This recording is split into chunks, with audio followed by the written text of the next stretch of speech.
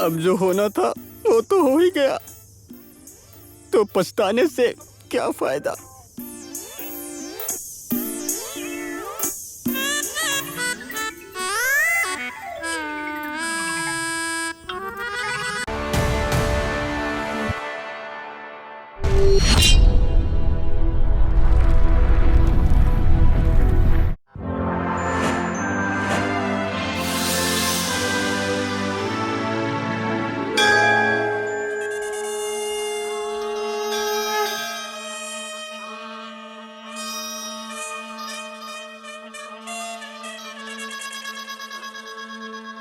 पतझड़ के पत्तों की तरह परिवर्तन के समय के साथ साथ समय भी बदलता है और मानव जाति भी बदलती है।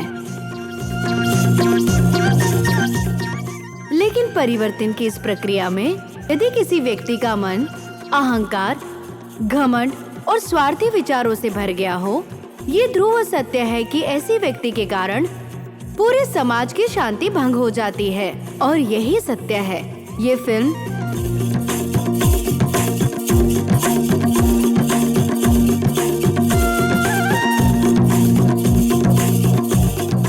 ऐसी ही परिकल्पनाओं का संघर्ष है in the days of grandfather.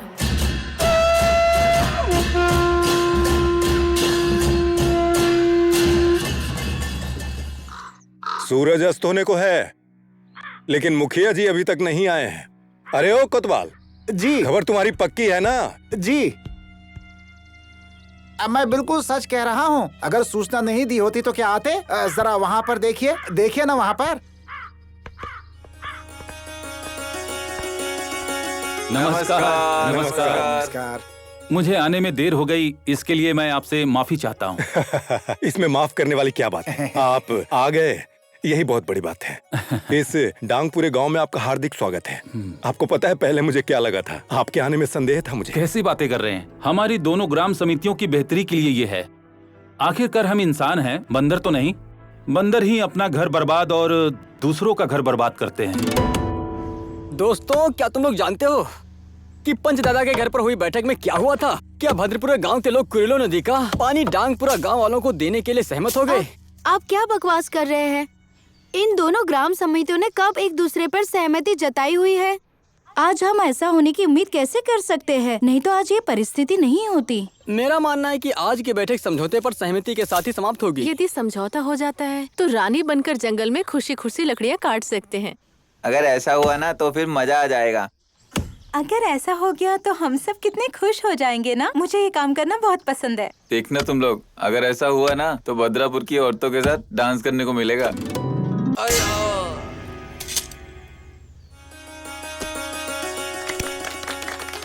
अब हमें जाने की अनुमति दीजिए। कल हम दोनों ग्राम समितियां इकट्ठे मिलेंगे, समझे? और डांगेपुर के रानी वन तथा बांदीपुर के कुरलो के वन एक दूसरे के बीच बदले जाएंगे, जिसका उपयोग हमारे दोनों गांव वाले करेंगे। हाँ बिल्कुल ठीक है, हम सबके लिए लाभदायक विचार है मुखिया जी। तो आइए आज ही हम ये तय कर लेते हैं कि कल हम किस समय बैठकर सभा करेंगे। क्यों, ठीक है ना मुखिया जी? बेहतर है कि भोजन के बाद ही सभा हो। कम से कम खा पी करके सबका पेट तो भरा रहेगा ना, क्यों? अरे कटवाल, हमारे गाँव के हर परिवार के मुखिया को खबर दो, कल दोपहर के भोजन के बाद सभा में आने के लिए। वहाँ बताऊंगा। ठीक है मुखिया जी। अरे ओ कोतवाल, हमारे गांव के हर परिवार के मुखिया को खबर कर दो कि कल दोपहर के बाद यहाँ पहुँच जाएं। हम सब वहाँ बैठकर मुखिया जी के साथ विचार विमर्श करेंगे और फैसला ले लेंगे। बिल्कुल बताऊंगा मैं। वो क्या है कि मेरे प्रयासों के बिना डांगपुर गांव में पत्ता भी नहीं हिलता है।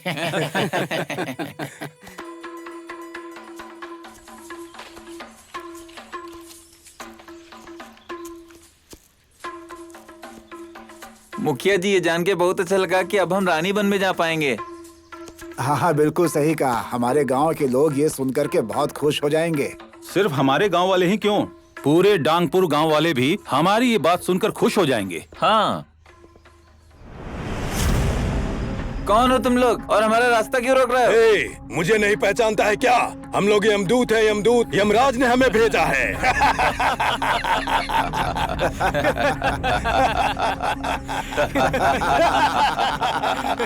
इन सबको पकड़कर यहीं मार दो।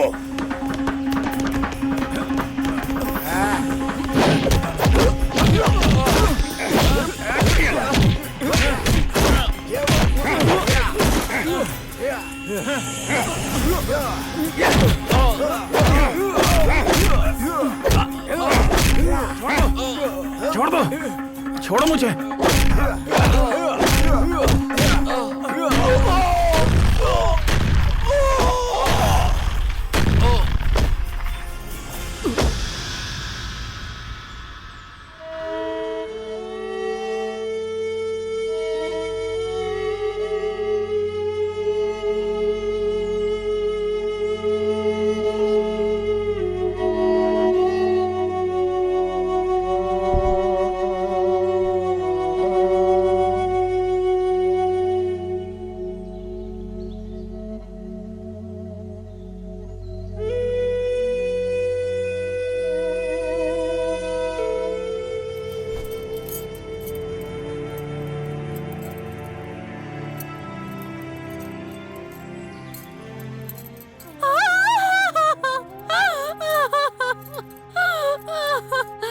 सुनिए जी, सुनिए जी, अब मैं आपके बिना कैसे रहूंगी? ऐसा नहीं हो सकता, ऐसा नहीं हो सकता।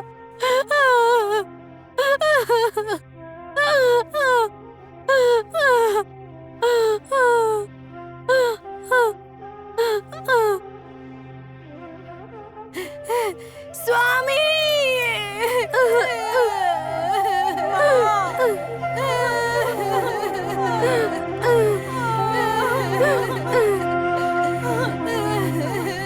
उठो।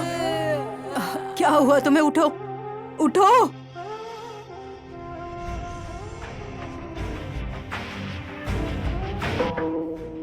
अब इस औरत के भी प्राण चले गए।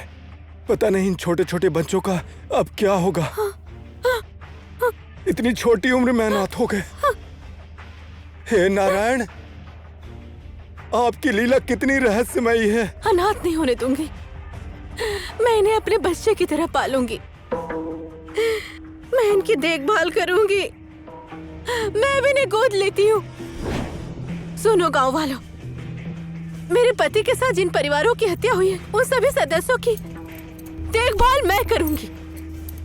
हर साल भोजन और कपड़ा मैं दूंगी। और सबसे महत्वपूर्ण बात, भद्रपुर ग्रामवासियों को सूचित करना चाहती हूँ कि डांगपुर हथियारों से हम बदला जरूर लेंगे, जरूर लेंगे।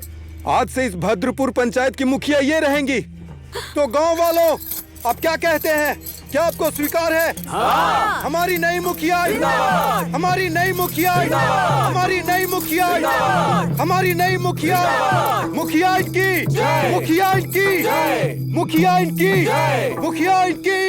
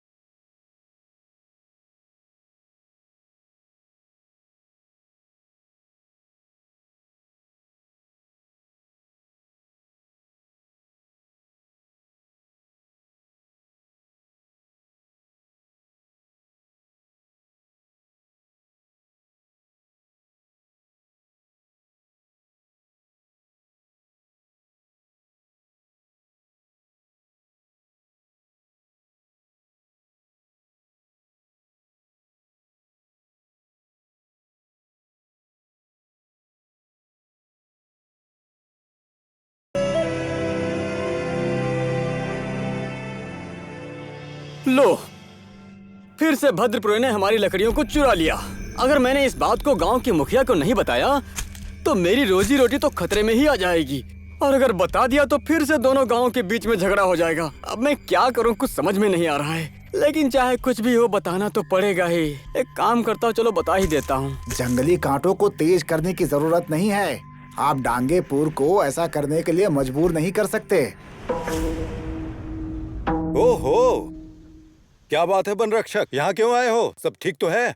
अरे क्या ठीक है मुखिया जी, आज सुबह सुबह मैं जंगल में गया था तो देखा कि सारे पेड़ कटे पड़े थे। इससे पहले कि मैं आपको बता पाता, मैं आपकी बंदूक के निशाने पर आ गया। अब इससे ज्यादा मैं क्या कह सकता हूँ? मेरी तो कुछ समझ में नहीं आ रहा कि मैं क्या करूँ। हे भगवान, पेड़ को किसने काटा? कौन है जिसकी हिम्मत हो गई हमारे रानीवन में घुसने की और पेड़ काट देने की? हाँ, कौन थे वो लोग? क्या मुखिया जी, आप तो जानते ही हैं। जानने के बावजूद भी आप हमसे ही पूछ रहे हैं। अरे हमारे दुश्मन भद्रपुर के लोग ही तो हैं, और कौन हैं? चाय लीजिए। नमस्कार श्रीमती मुखिया जी। नमस्ते नमस्ते, लो चाय लो। अरे भगवान, जरा मेरी बात सुनो। आज रात फिर से हमारे रानीवन में लकड़ियों की चोरी हो गई है। मुझे तो बिल्कुल समझ में नहीं आ रहा, मैं इन चोरों का क्या करूं? मेरा दिमाग खराब हो गया है। बिना चश्मदीद गवाह के हम किसे दोष दे सकते हैं बताइए? जो होना था वो हो गया है। जैसा कि हम सभी जानते हैं, जो कोयला चबाता है वो खुद काला कचरा बनता है। तुम बिल्कुल 16 आना सच कह रही हो। क्यों, सही कह रहा हूँ ना? बिल्कुल सही मुखिया जी, मुझे भी ऐसा ही लगता है। क्या रे, कल रात फिर से उस दानव ने हमारा बांध तोड़ दिया और पानी अपने खेतों में ले लिया। वो भी हमारे बारे में क्या सोचकर बैठा है? वही तो मैं ये जानना चाहता हूँ कि वो लोग समझते क्या है अपने आप को। अगर आप मुझे आदेश दें तो मैं सारे गांव वालों को इकट्ठा कर लेता हूँ। नारायण नारायण नारायण। नमस्कार करता हूँ मुखिया जी, नमस्कार। अरे पंडित जी नमस्ते। नमस्कार पंडित जी। प्रणाम प्रणाम, चिरंजीवी भवा। लेकिन मुखिया जी ये बताइए, क्या खेत में पानी से सिंचाई हो रही है क्या? क्या अच्छी तरह से सिंचाई होगी। आज भी डांगपुर के शैतान वासियों ने हमारा बांध तोड़ दिया और सारा पानी अपनी जमीन में मोड़ लिया। अब जाके हमें उन्हें अच्छी तरह से सबक सिखाना होगा, नहीं तो वो हमेशा हमें परेशान करते रहेंगे। पंडित जी, भद्रपुर वासी को एक साथ होकर उस गांव वाले को सबक सिखाना ही होगा, और ये हमारे गांव के लिए बहुत ज्यादा जरूरी है। अरे नारायण। श्रीमती मुखिया जी, हमें पहले सबूत को इकट्ठा करना होगा। बार बार हम उन पर इल्जाम लगाकर डांगपुर के साथ बार बार लड़ाई नहीं कर सकते। आप समझ रही हैं ना मैं क्या कह रहा हूँ मुखिया जी? उस स्थिति में हमारा बांध तोड़ने से और कैसे लाभ हो सकता है, बताइए पंडित जी। अरे नारायण। मुखिया जी, क्या आपको लगता है कि हमें पवित्र चावल के दानों से सत्य तथ्य का पता लगाना चाहिए? आप क्या कहती हैं? मैं भी यही सोच रहा हूँ। इस बार हमें मंदिर के मुख्य पुजारी जी को यहाँ बुलाना होगा और उनकी विद्या से ये देखना होगा कौन है वो लोग। आप बिल्कुल सही कह रहे हैं। इस मामले में मैं एक काम करता हूँ कि आज ही जाकर के मैं हेड साहब को बुला करके ले आता हूँ, ठीक है? हाँ, ऐसा ही करो। और तुम वन रक्षक, हमारे सभी गांव वालों को रानी वन में बुलाओ और हम भी वहीं पर आते हैं। सबके सामने भेद खुलेगा। जी मुखिया जी, मैं बुलाता हूँ। नमस्ते नमस्ते। नमस्ते नमस्ते। ठीक है, चलिए।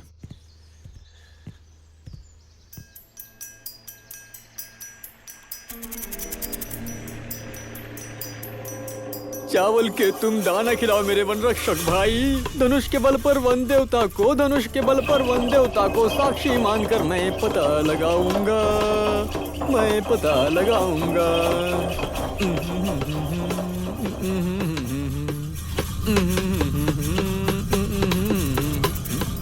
अब पता चल गया है कि जो हमारे पेड़ों को काट रहे थे वे भद्रपुर के हैं। हाँ, बिल्कुल सही कहा। लोग कहते हैं कि कुबड़ व्यक्ति भी 7 ज्ञान देता है, लेकिन इन भद्रपुर वालों को कोई समझ नहीं आ रही है।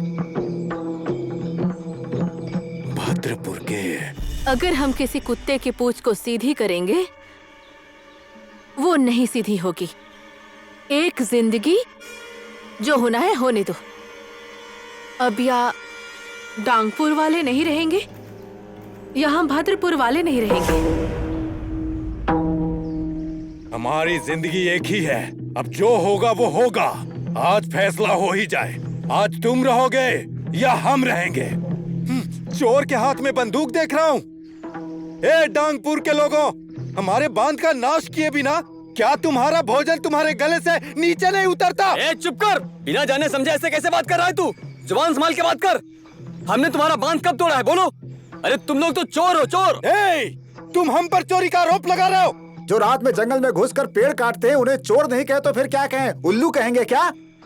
तो उल्लू कहें, उल्लू, वो लटके हुए उल्लू। अपनी गलती छुपाने के लिए हम पर झूठा आरोप लगा रहे हो। ये तुम्हारी बहुत पुरानी चाल है। और सुनो, रात में जो जंगल में घुसकर पेड़ काटते हैं उन्हें चोर नहीं कहा जाता। उन्हें उल्लू कहते हैं। ए मुखियान जी, शराबी तो आपके लोग हैं। रात में लुक छिप कर जंगल में लकड़ी काटते हैं। ऐसा काम आप जैसे मूर्ख लोग ही कर सकते हैं। क्या कहते हो गांव वालों? चोर के पास 100 चालें होती है। इसका क्या सबूत है कि हमने लकड़ी चुराई है और रात में जाकर लकड़ी काटी है? बताओ क्या सबूत है? इसका सबूत है, क्योंकि मैं बिना सबूत के कभी दोष नहीं देता। जैसे चोर चोर को पहचानता है, ये ओझा दोषी को।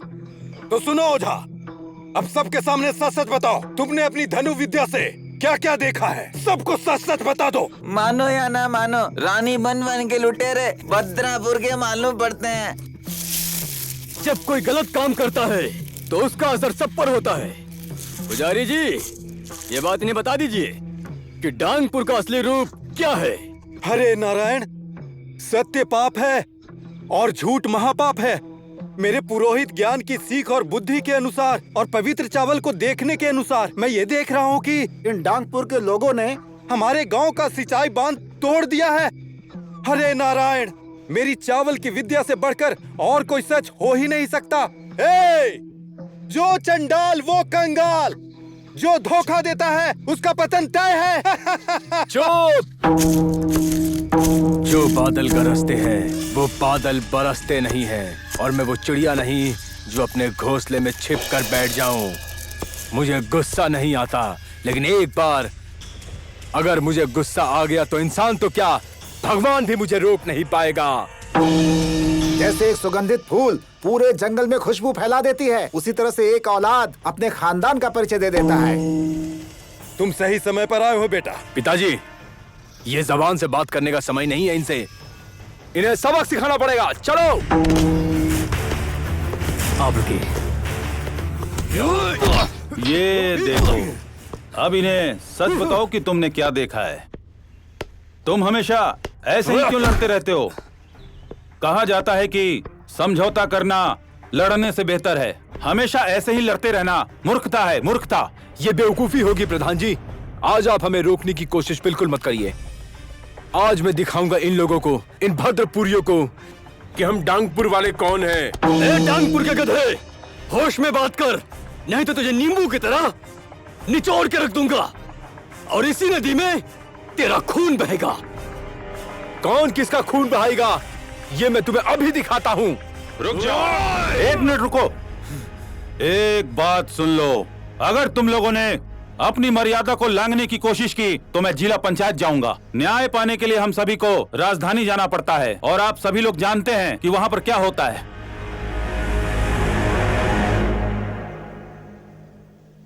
एक बात बता। जी मालिक।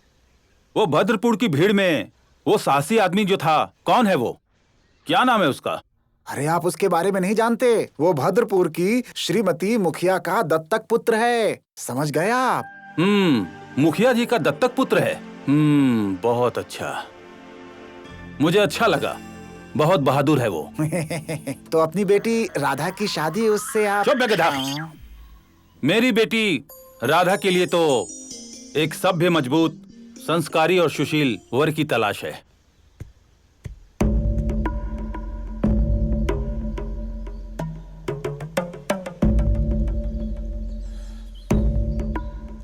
सुनो डांगपुर के सभी लोग, सुनो।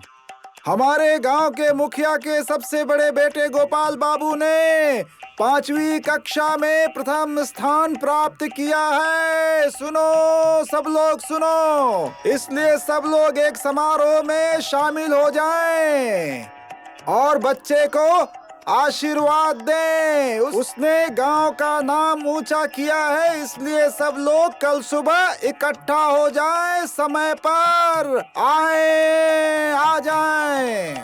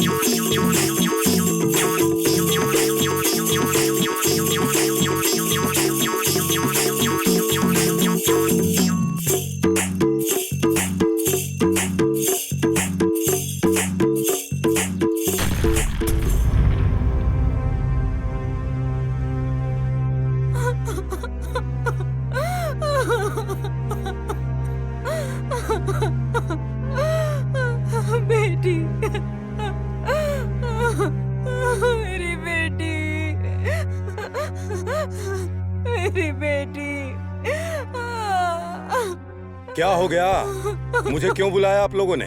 लीजिए, मैं देख रहा हूँ कि सब यहीं इकट्ठे हुए। हुआ क्या है?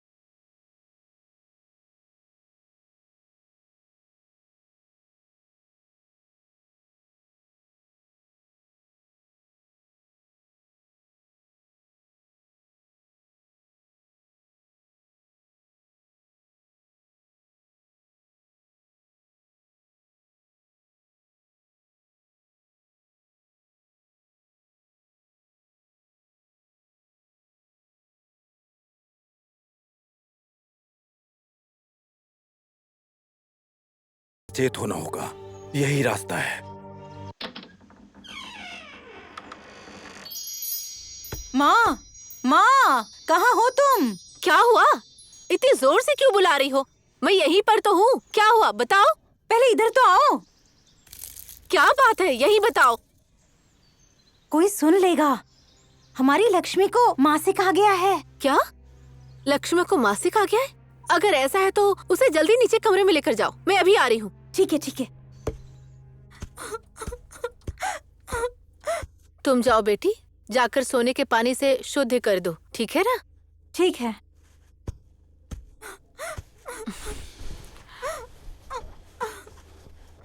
बेटा, बेटा, मेरी तरफ देखो। धत पागल, तुम्हें मासिक धर्म आया है, इसमें रोने की क्या बात है? हम औरतों के लिए बड़े ही गर्व की बात होती है। इसका मतलब ये है कि अब हम काबिल हो गए हैं कि अब हम बच्चे को जन्म दे सकते हैं, इसीलिए मासिक धर्म आता है। तुम्हारी बहन के साथ भी ऐसा हुआ था, वो भी तुम्हारी तरह बहुत रोई थी, उसे भी मैंने बहुत समझाया था। तुम भी वैसे ही कर रही हो। रोने वाली कोई बात नहीं है, चुप हो जाओ, चुप हो जाओ। अब मेरा क्या होगा माँ? मैं क्या करूँगी अब? सुनो, अगले 7 दिनों तक किसी भी मर्द के सामने मत जाना तुम। 7 दिनों के लिए अपने बाबा, साधु, गुरुजी सबसे छुप कर रहना। ऐसा कहा जाता है इतने दिनों में जितने लोगों से भाग पाओगी उतना ही अच्छा नसीब होगा। और 7वें दिन को तुम्हें जल्दी उठकर स्नान करना होगा और खुद को शुद्ध करना होगा। इतनी सुबह मुझे अकेले ही जाना होगा क्या 7वें दिन नदी पर? मैंने अकेले नहीं, मैं तुम्हारी बहन को भेजूंगी और तुम्हारी सहेलियां भी तुम्हारे साथ होंगी, ठीक है ना? डरना नहीं। हाँ? अरे क्या कर रही हो? अरे नहीं, अरे नहीं चुकी हूँ। अरे बस भी करो। ये लो, ठंडा पानी है ना? बीमार पड़ जाऊंगी।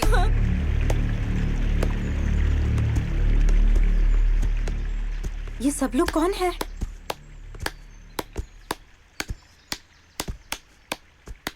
ये क्या तुम्हारा तरीका है? जब हम गाना गा रहे थे उसमें तुम ही बांसुरी बजा रहे थे, ये क्या तरीका हुआ? शर्म नहीं आती?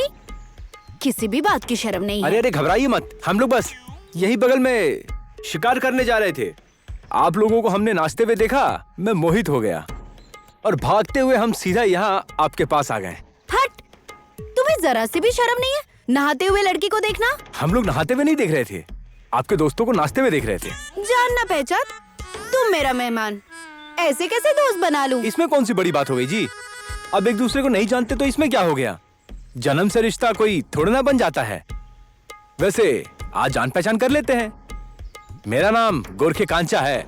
वैसे आपको किस नाम से पुकारते हैं? हाँ, ऐसे हाँ? मजा आ गया? हट!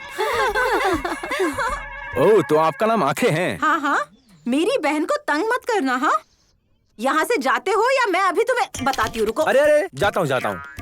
अब आप साली बन गई हैं तो आपकी बात माननी ही पड़ेगी।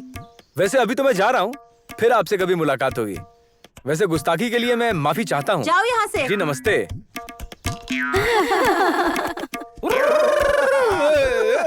बेवकूफ, कौन था ये? बहुत नौटंकी था। पसंद आया क्या तुम्हें? क्या रे, लड़के को देखकर तुम्हारी नीयत खराब हो रही है क्या?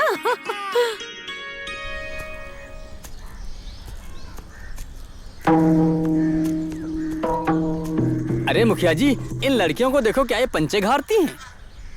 मुझे दूर से कुछ ठीक तरीके से दिखा ही नहीं पड़ रहा, क्या कह सकता हूँ। आप बिल्कुल सही कह रहे हैं। वो सब वहीं रोज मस्ती करती हैं, रोज मस्ती करती हैं। प्रणाम सरपंच जी। हाँ, खुश रहो। तो तुमने नदी किनारे आकर घर बना लिया है यहाँ रहने के लिए? हाँ सरपंच जी, पर मलेरिया की वजह से हम वहाँ रह नहीं पाए। हमारी सबसे छोटी बेटी मलेरिया से मर गई और मेरे बेटे का भी यही हाल है। मुझे जाने दीजिए। अच्छा ठीक है, अच्छे से दवाई लेना और ध्यान रखना। अरे क्या रे, तुम्हें भी मलेरिया हुआ है क्या? अरे हुजूर, मलेरिया से भी खतरनाक बीमारी हुई है मुझको। अरे ओ कोतवाल, ऐसी कौन सी बीमारी है जो मलेरिया से ज्यादा खतरनाक है? आपने बिल्कुल सही कहा है। मेरे पास तो बुद्धि ही नहीं है। हो सकता है इसे सब कुछ पता हो। नहीं, मुझे भी नहीं पता। मुझे सिर्फ इतना पता है कि अगर कोई भूखा है तो उसे पेट भर के खाना खाना चाहिए, और जब नींद आए तो सोना चाहिए। फिर चाहे रात हो या दिन हो, इसके अलावा कुछ नहीं पता मुखिया जी। अरे तो इसका मतलब तुम्हें कुछ नहीं पता है। तुम्हें रानीवन का देख रेख तो करना आता है कि वो भी नहीं आता तुम्हें?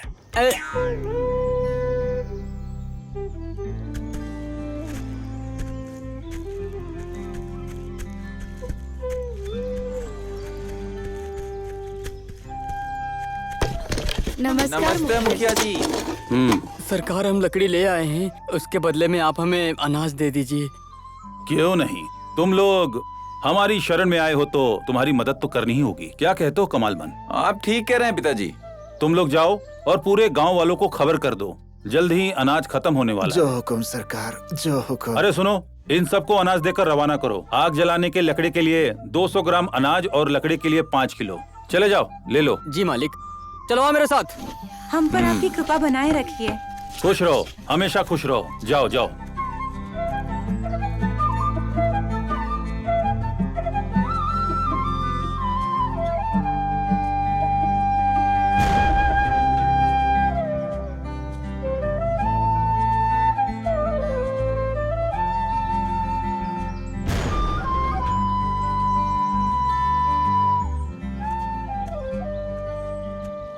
नमस्कार नमस्ते मुखिया जी। क्या बात है, तुम लोग क्या लाए हो? हमारे पास क्या हो सकता है साहब? कोदो के दाने लेकर आए हैं। हमारे पास लकड़ियां नहीं है जिन्हें जलाकर खाना बना सकें। आप हमें कुछ लकड़ियां दे दें, इसके बदले आपकी बड़ी मेहरबानी होगी साहब। तुमने बहुत अच्छा काम किया। अरे सुनो, इन लोगों से अनाज ले लो और इन्हें एक एक लकड़ी दे दो।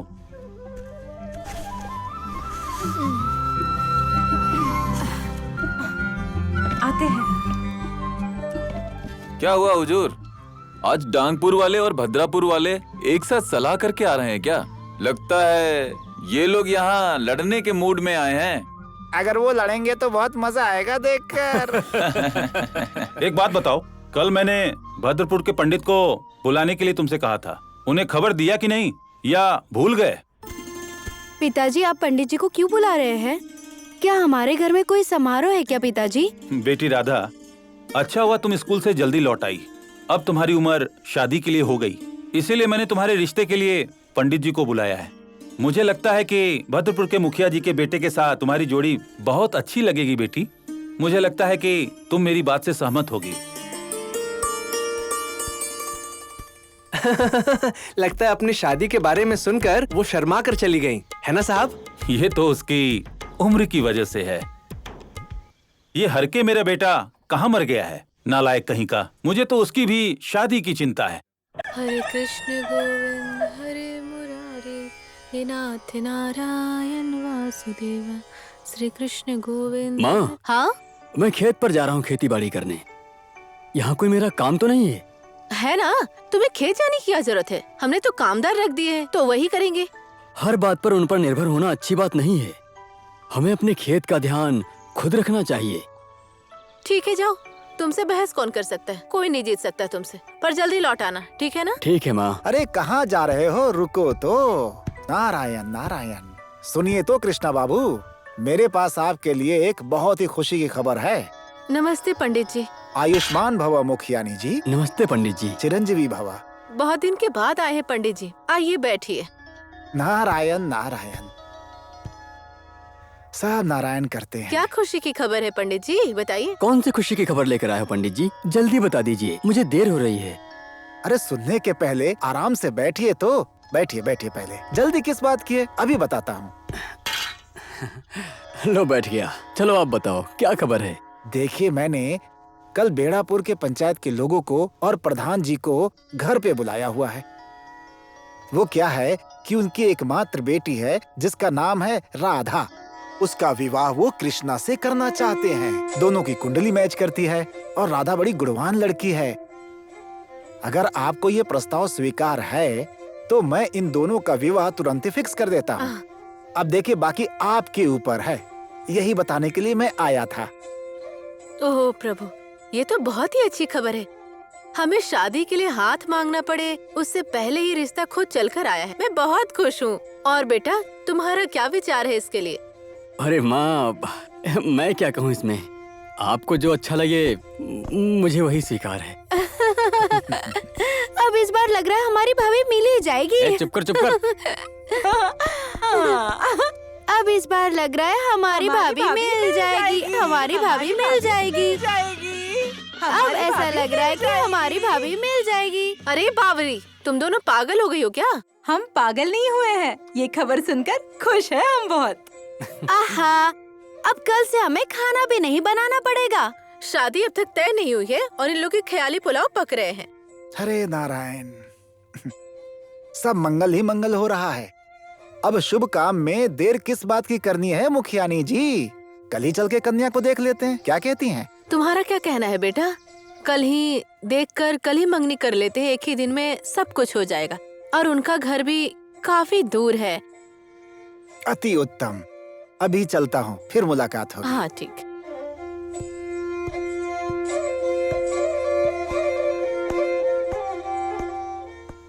धत्तरी की भाभी कब तक आएगी बताइए ना माँ। भाभी को देखने मैं भी चलूंगी। अगर भाई की दुल्हन भाई के हाथ का बनाया दही नहीं खा पाएगी ना, तो मैं उनकी मदद कर दूंगी। पागल लड़की, तुम्हें पता है ना कल भाई की मंगनी है? नहीं, हम नहीं जानते। बेटा करण, मेहमान को प्यास लगी होगी। जाओ जाकर दूध दही छाछ लेकर आओ और देख कर आओ हमारी बेटी राधा वो क्या कर रही है। अरे राधा, जल्दी करो, तुम्हारा होने वाला पति काफी प्यासा होगा। चुप कर, फालतू बात मत कर। हमें तो यहाँ घबराहट हो रही है और तुझे मजाक सूझ रहा है यहाँ पर। मैं वहाँ नहीं जाऊंगी। अंदर से मन तो कर रहा है। बेचारा पानी से प्यासा होगा और तुम्हारी प्यारे से चेहरे को देखकर तरस रहा होगा। ज्यादा देर मत कर।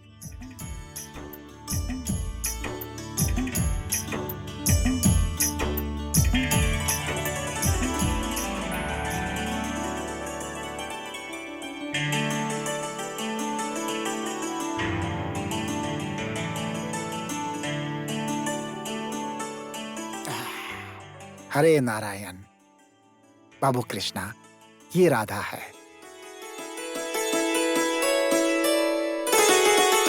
मुखिया जी की इकलौती बेटी राधा। बताइए आप क्या कहते हैं, पसंद है कि नहीं? मेरे अकेले के पसंद करने से कुछ भी नहीं होगा पंडित जी। तो मेरी बेटी राधा, अब तुम भी अपना विचार प्रकट करो।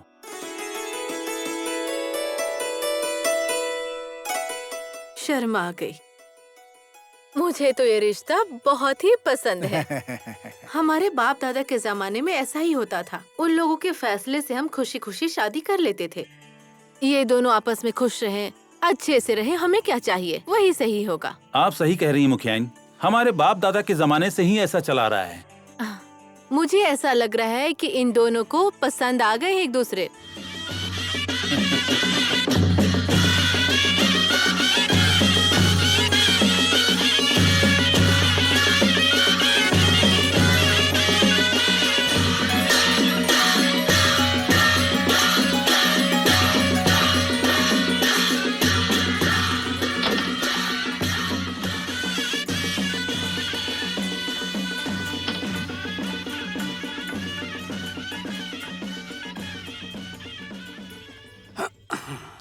तुम इस तरह नीचे क्यों बैठी हो? यहाँ मेरे पास बैठो ना। आज तुम्हारा पहला दिन है और तुम नीचे ही बैठी हो।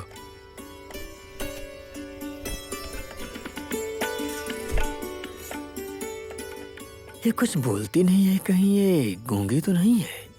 अरे सगाई के दिन भी नहीं बोली थी ये। अरे तुम कुछ बोलती क्यों नहीं हो? कुछ तो बोलो ना।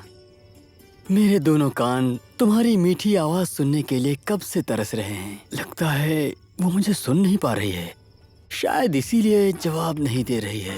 ये बहरी है क्या? ऐसी गूंगी बहरी के साथ मैं कैसे जिंदगी बिताऊंगा? लगता है पंडित ने मुझे फंसा दिया। अब तो मुझे इशारों वाली भाषा ही सीखनी पड़ेगी। हमारे बच्चे भी गूंगे बहरे पैदा होंगे।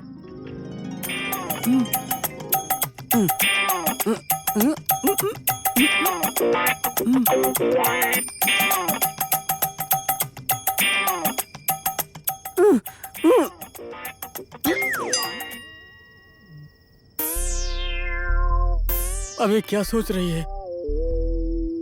ये क्या लेकर आई हो तुम? मुझे दूध नहीं चाहिए, तुम खुद ही पी लो। चलो पी ही लेता हूँ, क्या करूँ।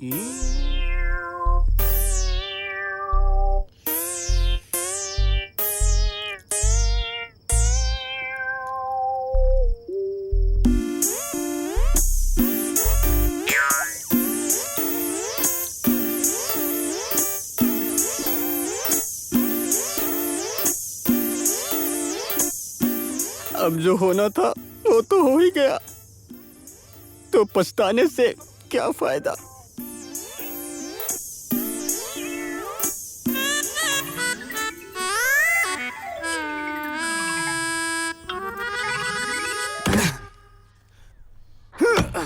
बहू, अरे बहू। तुम्हारी बहू तो गूंगी बहरी है, बुलाती रहो बुलाती रहो। ये लकड़ी बोल देगी कुल्हाड़ी से काटते समय, लेकिन तुम्हारी बहू बोल ही नहीं पाएगी। अरे कैसे बोलेगी? जब सुनेगी तब बोलेगी ना। क्या हुआ सासू माँ? हाँ? इसे अंदर रख दो। ठीक है।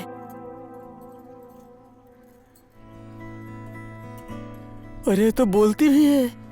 पंडित जी तो बहुत अच्छे निकले। कितनी गालियां दी थी मैंने रात भर पंडित जी को, कितनी गालियां दी थी।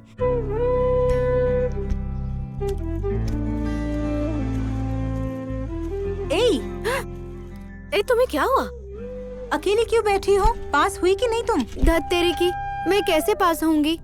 उस दिन नदी किनारे वो मस्तीखोर दोस्त झगड़ने के बाद मेरा मन तो तब से किताबों में बिल्कुल नहीं लगता। मेरे सपनों में वही चिढ़ाता था। उसने मुझे हैरान परेशान कर दिया। जब मुझे लगता है कि मुझे अभी पढ़ना है तो बस उसी का चेहरा नजर आता है। ए सुनो, कहीं उसने मुझ पर जादू टोना तो नहीं किया? अरे लक्ष्मी, एक ही नजर भर में कोई किसी पर जादू टोना कैसे कर सकता है? अगर ऐसी बात है तो मेरे साथ ऐसा क्यों हो रहा है? अगर ये जादू टोना नहीं है तो क्या है? ये तो मुझे कुछ अलग लग रहा है। पर क्या है? बोलना गुंची। प्यार है, प्यार है। तुम्हें उससे प्यार हो गया है। प्यार में पड़ गई हो तुम। प्यार में पड़ गई हूँ? धत तेरी, मुझे ऐसा बिल्कुल नहीं लगता। तुम क्या सोच रही हो? अरे बुद्धू, तुम्हें नहीं पता? आसान है, शादी कर लो। छे, तुम कैसी बात कर रही हो? सच ही तो कह रही हूँ। सच कहूँ तो मुझे डर लग रहा है कि मैं एग्जाम में फेल ना हो जाऊँ। यही तो कारण है, तुम फेल हो गई हो तुम्हारे उस मस्तीखोर दोस्त की वजह से। धत तेरी, तुम तो सब कुछ जानती हो ना।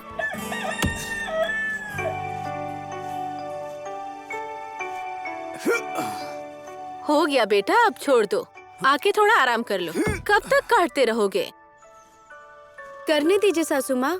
अगर काम नहीं करेंगे तो खाना कैसे पचेगा? बात तो तुम सही बोल रही हो। तुम्हारे खाने को बिना काम के पचाया नहीं जा सकता। अगर ऐसी बात है तो तुम खुद ही खाना बनाया करो। बस हो गया बहू रानी। इससे झगड़े में, बहस में कोई नहीं जीत सकता। माँ, आपको पता है दीदी एग्जाम में पास हो गई है। और तुम्हारा क्या हुआ? पास हुई या नहीं? मैं धत तेरी, वो क्या है ना भैया, मैं इंग्लिश सब्जेक्ट में फेल हो गई हूँ। जरा देखो इसे, रत्ती भर भी फर्क नहीं पड़ रहा है और खुशी से बता रही है दीदी पास हो गई और तुम्हें शर्म नहीं आ रही? इस लड़की का मैं क्या करूँ? धत तेरी माँ, मैं सिर्फ अकेले फेल नहीं हुई हूँ। तुम मुझे ही डांटती रहती हो। हमारे क्लास में पास होने वाले कम, फेल होने वाले ज्यादा है। ये फालतू के बहस करना बंद कर। तुम्हारी बहन बड़े कॉलेज में जाएगी आगे की पढ़ाई के लिए, तुम यही बहस कराते रहना। माँ आप गुस्सा मत करो, ये अगले साल पक्का पास हो जाएगी। माँ आप गुस्सा मत हो जाओ, अगले साल मैं पास हो जाऊंगी। क्या होगी तुम पास? अगले साल क्या, अगले जन्म में भी पास नहीं होगी, समझ गई?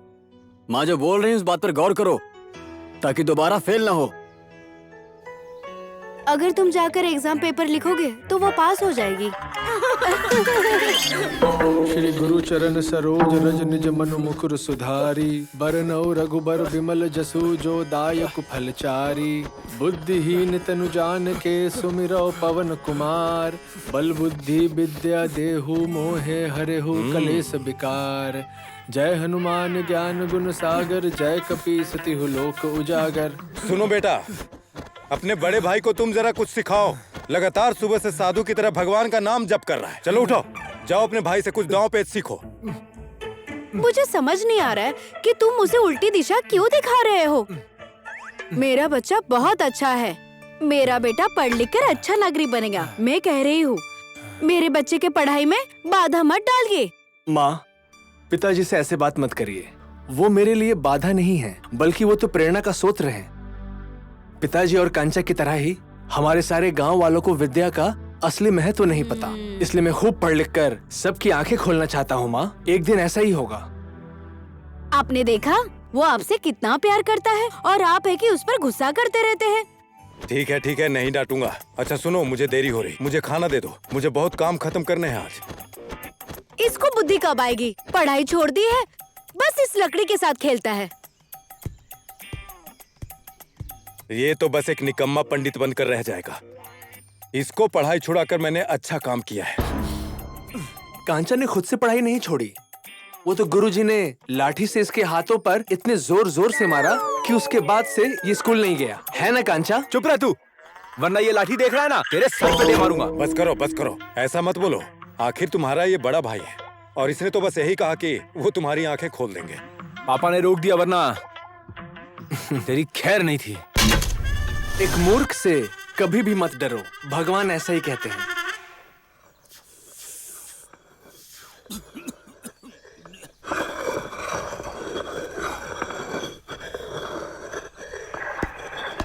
भाई जी नमस्कार। नमस्कार। भाऊजी नमस्कार। नमस्ते। अरे बाप रे, ये तो फल बीज वाला मेला है। मेरे लिए तुम्हें पहचानना कितना मुश्किल था। हाँ बिल्कुल सही कहा। वो बीज है, किसी फल का बीज है, वो मेरे लिए पहचानना बहुत मुश्किल है ना। अच्छा ये बताओ कि तुम भारत से आ रहे हो क्या? हाँ, अभी मैं भारत से ही आ रहा हूँ, क्योंकि मुझको मेरे गांव वालों की बहुत याद आ रही थी। हाय राम, ये कौन सी भाषा बोल रहा है? इसकी बोली को क्या हो गया है? ये भारत जाकर हमारी भाषा को भूल गया है क्या? मुझे तो समझ ही नहीं आ रहा है। ये फल बीज ही है ना? अरे भाभी, आप क्या बात कर रही हैं? उधर की भाषा बोलते बोलते उधर की भाषा की आदत पड़ गई है, लेकिन अपनी भाषा भूला नहीं हो ना भाभी। अच्छा एक बात बताओ मुझे, ये तुम्हारे हाथ में छोटा सा डिब्बा कैसा है? कितने सारे लोग उसके अंदर से बोल रहे हैं। क्या इसके अंदर भूत है क्या? ये देखिए, ये आकाशवाणी है, ये वहाँ का आकाशवाणी रेडियो है। लो सुनो एक बार तुम।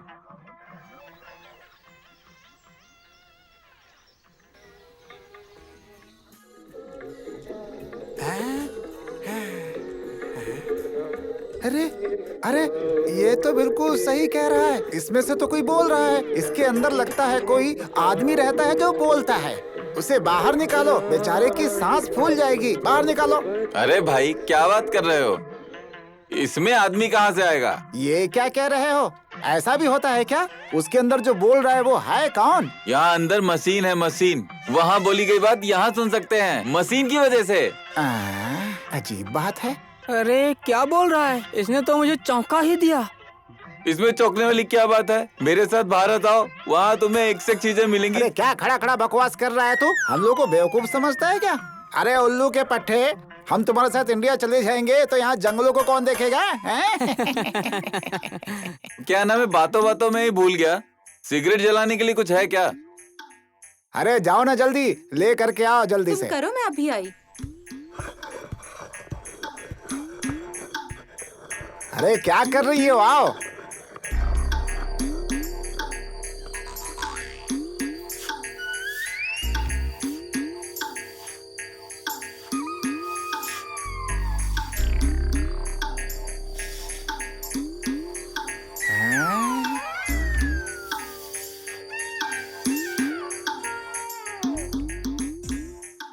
अरे देखो तो, तुम्हारे हाथ तो लेप्रेसी के कारण खराब हो गए हैं। अरे भाई क्या बताऊं मैं, आपको पता है साबुन की फैक्ट्री में काम करते करते ये हो गया मुझे। वहाँ साबुन की फैक्ट्री में तेजाब लग गया मेरे हाथ में, इसलिए ऐसा दिख रहा है। अच्छा अब मैं बाद में मिलता हूँ, मुझे जाना है यहाँ से। बिल्कुल सही कह रहे हो, दारू की दुकान में बर्तन मांजता होगा, इसीलिए उसके हाथों में इस तरह के दाग पड़ गए हैं। बड़ा हीरो बना फिरता है। सही कहा, मुझे भी ऐसा ही लगता है, बर्तन ही धोता होगा। हाँ।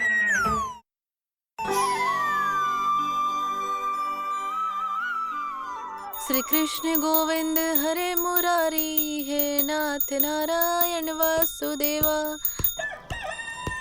माँ मैं स्कूल के लिए निकल रही हूँ, जाऊँ ना? इतनी जल्दी क्यों जा रही हो? खाने के लिए कुछ लिया है और नाश्ता भी नहीं किया है, क्यों जा रही हो? भाभी ने रोटी और अचार दिया है मुझे। अच्छा ऐसा है, तो ये लो प्रसाद ले लो, खूब मन लगा कर पढ़ना। अगर नई जगह हो तो अपना ध्यान रखना, ठीक है बेटा? सुनो माँ, मुझे भी एक टीका लगा दो ना। अगर तो इस साल भी पास नहीं हुई ना, तो मैं एक अच्छा सा लड़का ढूंढकर तुम्हारी शादी करवा दूंगी, समझ गई? शादी नहीं होने वाली इतनी जल्दी। बहू रानी, यहाँ और टीका लगा दूं।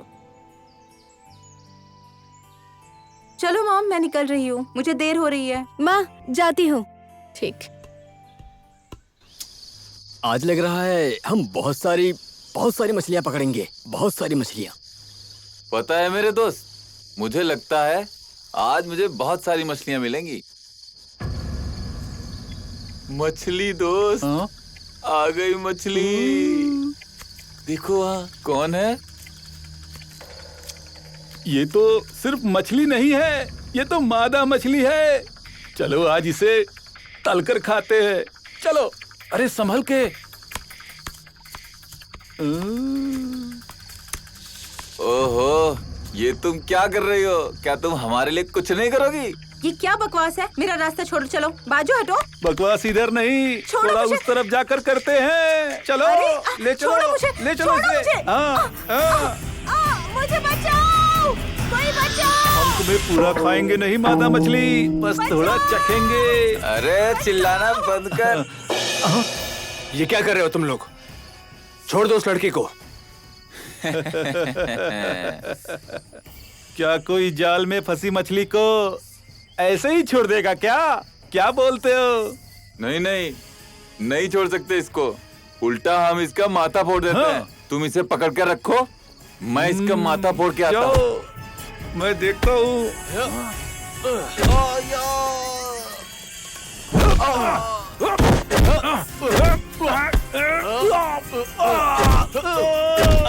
अरे बाप रे, इसने तो हमारे अंडे फोड़ दिए। अरे चल निकल यहाँ से। अभी सिर्फ अंडे ही फूटे हैं ना, अगर तुम दोनों यहाँ पर दोबारा दिख गए ना तो अंडे ही नहीं रहेंगे। नहीं, निकलते भाई यहाँ से। आपका बहुत बहुत शुक्रिया। आपको तो चोट लगी है? कोई बात नहीं, ये तो होता रहता है। आप बिल्कुल भी चिंता मत कीजिए, ये अपने आप ठीक हो जाएगा। अच्छा जी, ये खुद से ही ठीक हो जाएगा? फ्लर्ट तो काफी अच्छा कर लेते हो तुम। फ्लर्ट नहीं कर रहा हूँ, जब कोई अच्छा करे तो उसे अच्छा कहो, और कोई गलती करे तो उसे माफ कर देना चाहिए। क्यों, ठीक कहा ना? हाँ, मेरे हिसाब से तो नहीं। ऐसा क्यों? माफ कीजिए, मैं उनको माफ नहीं कर सकती क्योंकि उन्होंने जानबूझकर किया था। मैं ये बोलना चाहता हूँ कि गलतियाँ तो होती रहती हैं, अनजाने में हुई गलती को हमें माफ कर देना चाहिए। अच्छा, तुम कितने समय से इस गांव के स्कूल में पढ़ाई कर रही हो, बताओ जरा। वैसे आज मेरा पहला दिन है, और तुम्हारा भी पहला दिन है क्या? बताओ ना। मेरा तो पहला दिन उस दिन था जब मैंने तुम्हें पहली बार देखा था। क्या हम पहले भी कभी मिल चुके हैं? मैं तो तुम्हें पहली बार देख रही हूँ। ऐसा है क्या? इसका मतलब मेरा भी आज स्कूल में लगता है पहला ही दिन है। अच्छा। हाँ।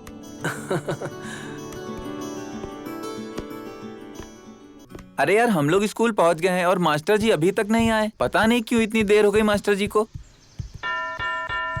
अरे चलो चलो, हाँ घंटी बज गई। चलो चलो चलते हैं, जल्दी करो। आ जाओ, भीड़ मत लगाओ। चलो।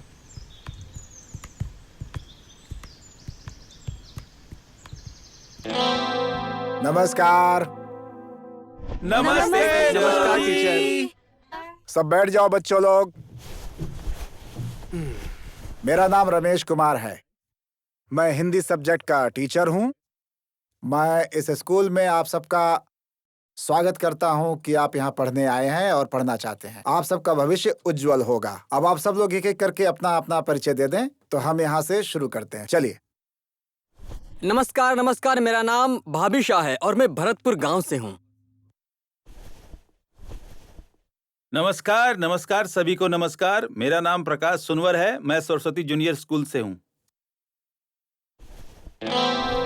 नमस्कार, मेरा नाम है गोपाल खत्री। मैं डांगपुर गांव से हूँ।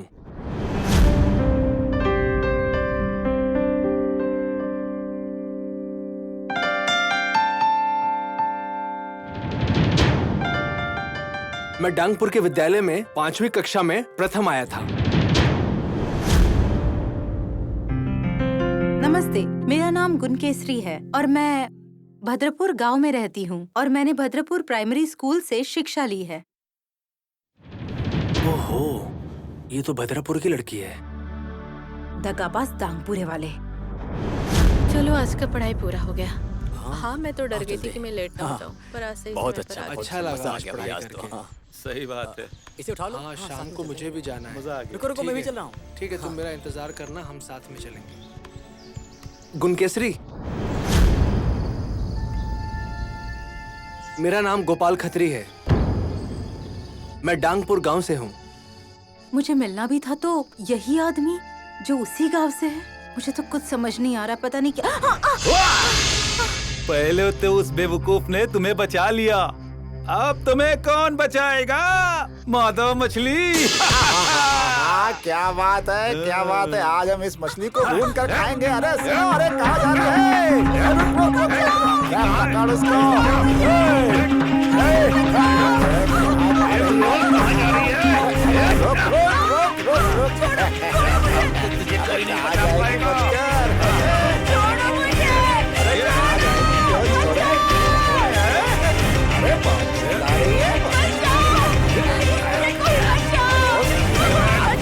जाएगा तुझे। तुम दोनों की इतनी हिम्मत, सीता जैसी लड़की को हाथ लगाया।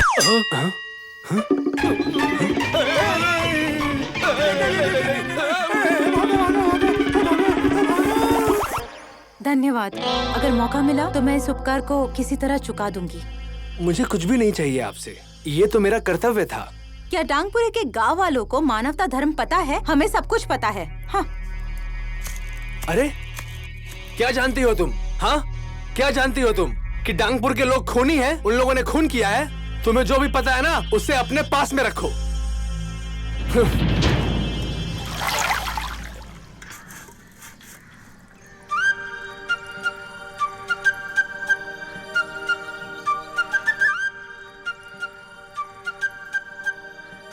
अरे चमेली, तुम्हारा घड़ा भरा नहीं क्या? मुझे भी पानी भरने दो।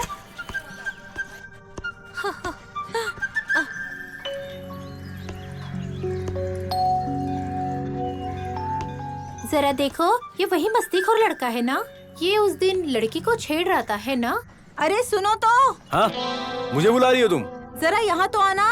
पता नहीं, मैं तो इस लड़की को जानता भी नहीं हूँ। मुझे क्यों बुला रही है? मुझे क्यों बुला रही हो? मैं तो तुम्हें पहचानता भी नहीं हूँ। कौन हो तुम? तो तुम भूल गए हो क्या? तो कोई बात नहीं। तो क्या तुम अपनी बेस्ट फ्रेंड को भी भूल गए हो? दोस्त? वो भी मेरी? हाँ हाँ, तुम्हारी दोस्त लक्ष्मी, जिसके साथ तुम नदी पर मिले थे। नहीं नहीं, उसे भूला नहीं। उसे कैसे भूल सकता हूँ? वैसे कैसी है तुम्हारी दोस्त? कहाँ है वो? क्या हुआ है उसको? जो उसको होना था वो तो उसे हो गया। वो तो भगवान से प्रार्थना कर रही है कि वो तुमसे जल्द से जल्द मिले। आपके लिए तो ये बहुत अच्छी बात है ना? अच्छा, तो क्या कह रही थी तुम्हारी दोस्त मेरे बारे में?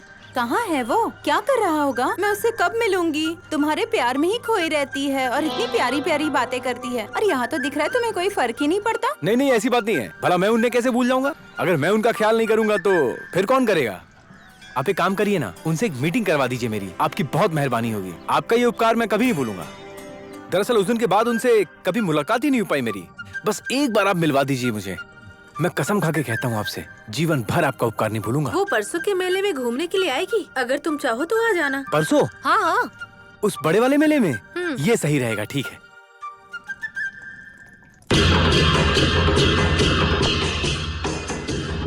धत तेरे की, मैं उससे मिलूंगी तो क्या कहूँगी? तू बता, मुझे तो शर्म आएगी। तुम दोनों के पास कितने पैसे, जल्दी बताओ। देखो उसका दोस्त आ गया और वो भी आ रहा है।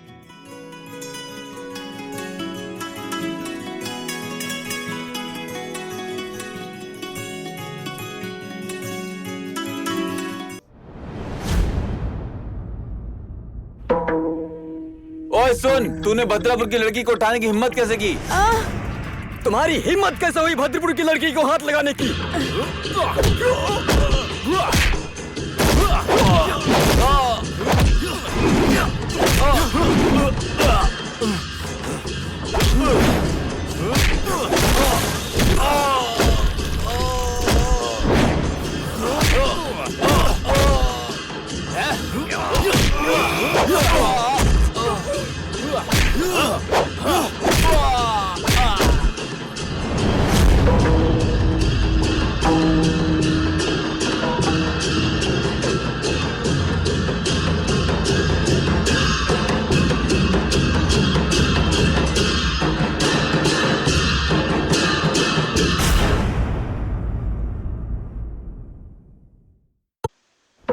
पापा, ए माँ, मुझे छोड़ दो, माँ! छोड़ दो मुझे। बाहर आओ दोनों। मुझे कहाँ लेके आए हो? मुझे छोड़ बाहर दो। आइए और देखिए कि मेले से मैं क्या लेकर आया हूँ आप दोनों के लिए। भगवान का प्रसाद लाया हूँ। मुझे छोड़ दो। क्या हुआ? ये किसकी बेटी है? मुझे छोड़ दो।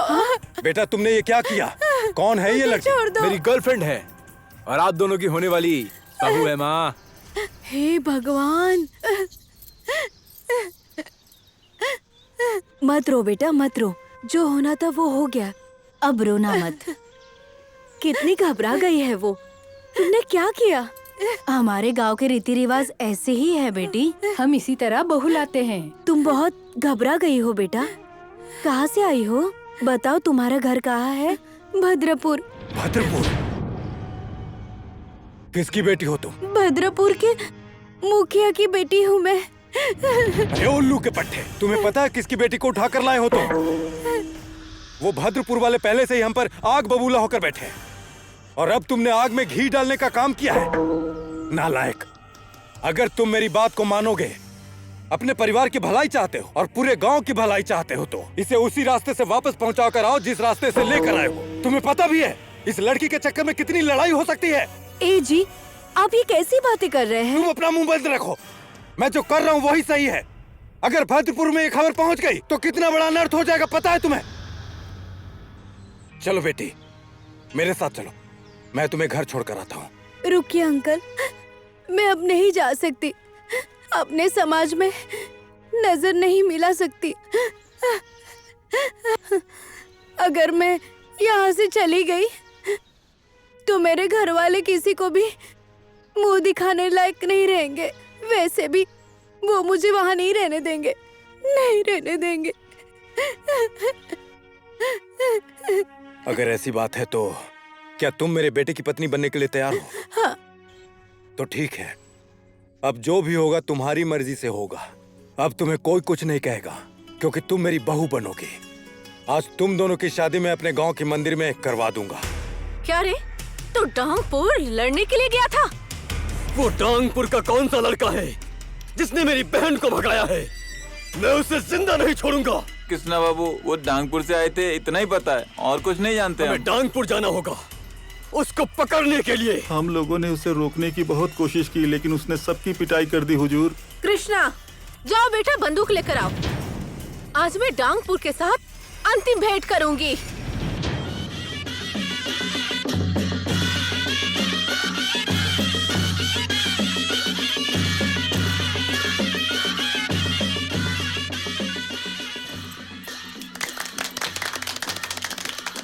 क्या पंडित जी, मैं चाहता था कि मेरे दोनों बेटे की शादी एक साथ हो जाए, लेकिन क्या करें, वो मेरे छोटे बेटे ने हद ही कर दी।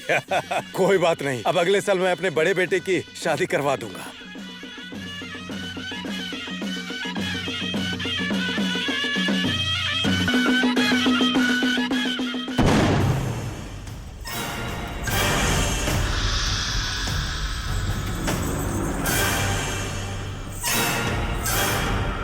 कमीने, मेरी बहन को भगाकर जबरदस्ती शादी कर ली तूने। समझता क्या खुद को? तुझे पता नहीं कि वो मेरी बहन है? इस तरह तमाशा करके कोई फायदा नहीं होगा। इन दोनों ने शादी अपनी मर्जी से की है। इस शादी को किसी ने जबरदस्ती नहीं करवाया। तुम्हारी बहन की इच्छा से ये शादी हुई है। ए गोपाल, तू हम लोगों के बीच में मत बोल, नहीं तो तेरे भाई के साथ में तुझे भी मार दूंगा। नहीं भैया, इसे मत मारिए, इस पे इसका कोई दोष नहीं है। लक्ष्मी, क्या कह रही हो तुम? शर्म नहीं आ रही तुम्हें? मुझे माफ करना माँ, मेरे पति परमेश्वर के जो भी रिवाज है मैं उसे छोड़ के नहीं आ सकती। माँ, ये शादी मेरी मर्जी से हुई है। अगर तुम मुझे खुश देखना चाहती हो माँ, तो मेरा घर बर्बाद मत करो माँ। तुम यहाँ से चली जाओ माँ। जब अपने ही सिक्के में खोट हो ना, तो दुश्मनों को क्या कह सकती हूँ? अब से हमारे लिए मर गई है तू, हमारे लिए। अब तू जिंदा नहीं है, मर गई है। बाबू, चलो यहाँ से।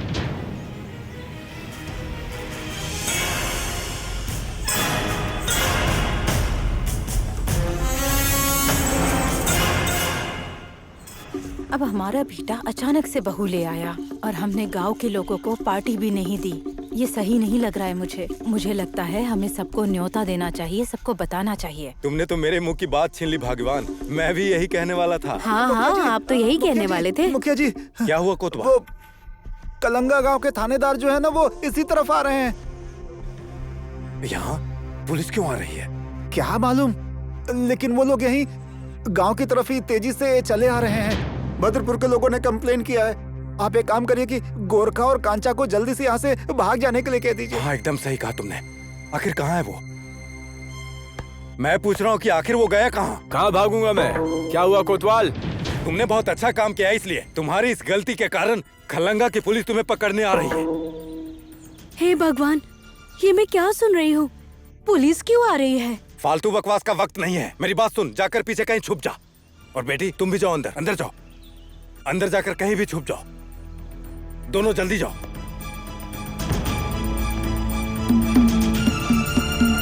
हाँ, नमस्कार नमस्कार। नमस्कार, आप सभी को नमस्कार। ये डांगपुर का मुखिया कौन है यहाँ?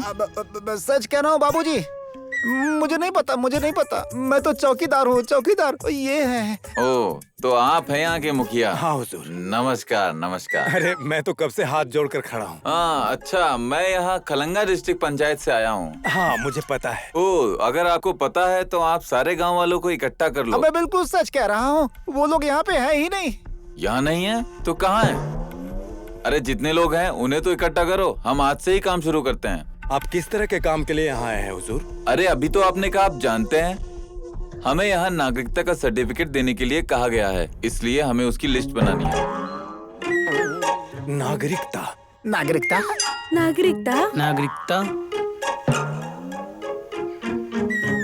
अरे हम तो कुछ और ही सोचे बैठे थे। नागरिकता मतलब नागरिकता। सुनिए, हमारे सरकार ने इस देश के सभी नागरिक को नागरिकता प्रदान करने का निर्णय लिया है।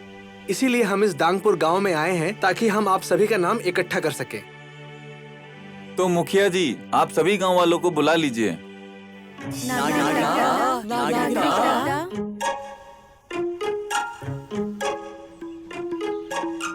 तो बताइए भाई लोग, आप लोग नागरिकता लेने के लिए तैयार हैं? हम भला क्या करेंगे नागरिकता लेकर? हाँ मुखिया जी, आप इन सभी से कहिए, सबसे पहले आप यहाँ आकर अपना नाम बताइए, फिर अपने परिवार वालों का। सुनिए, आप लोगों को बिल्कुल घबराने की जरूरत नहीं। ये जो सरकारी बाबू है ना, हमारे नागरिकता का कागज बनाने के लिए आए हैं। मैंने तो पहले से ही अनुमान लगा लिया था कि ये लोग कुछ न कुछ अच्छे काम के लिए ही हमारे गांव में आए हैं। मुखिया जी, ये नागरिकता का मतलब क्या होता है? क्या हम सब लोगों को आप बता सकते हैं क्या इसका मतलब?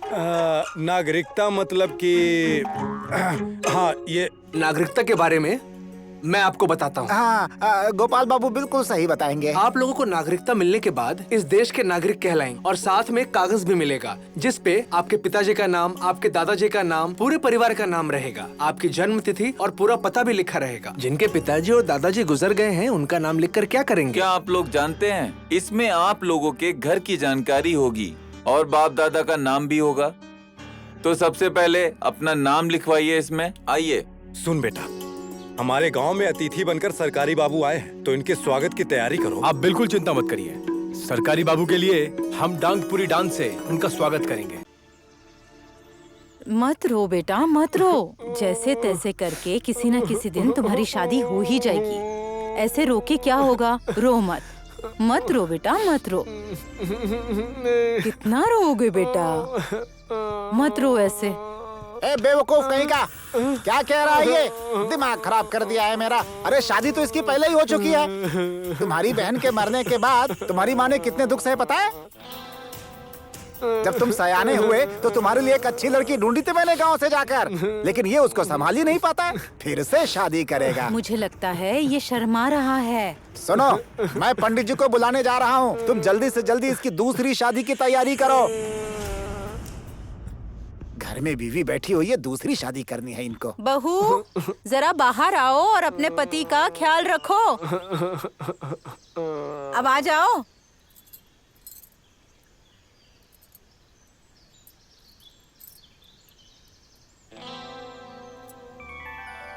मैं तो बेकार में रो रहा था। मेरे पिताजी ने इतनी अच्छी बीवी ढूंढी है मेरे लिए। बहुत मुश्किल से उन्हें ऐसी अच्छी लड़की मिली होगी। मेरे पिताजी तो महान हैं। मुझे उनका शुक्रिया अदा करना चाहिए। मुझे बहुत शर्म आ रही है। अब मेरी बारी आई है। बताओ किस गोटी को मारूं मैं? किसी भी गोटी पे मार दो यार। अच्छा, उसे मारना है क्या? अरे वाह,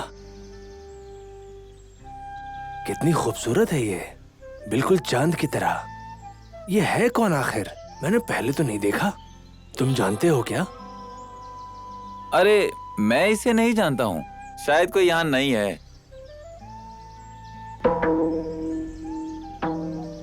ये मेरी बीवी है। पिताजी हिमदा से लेकर आए हैं। अपने गांव की नहीं है, इसलिए तुम लोग पहचान नहीं पाए।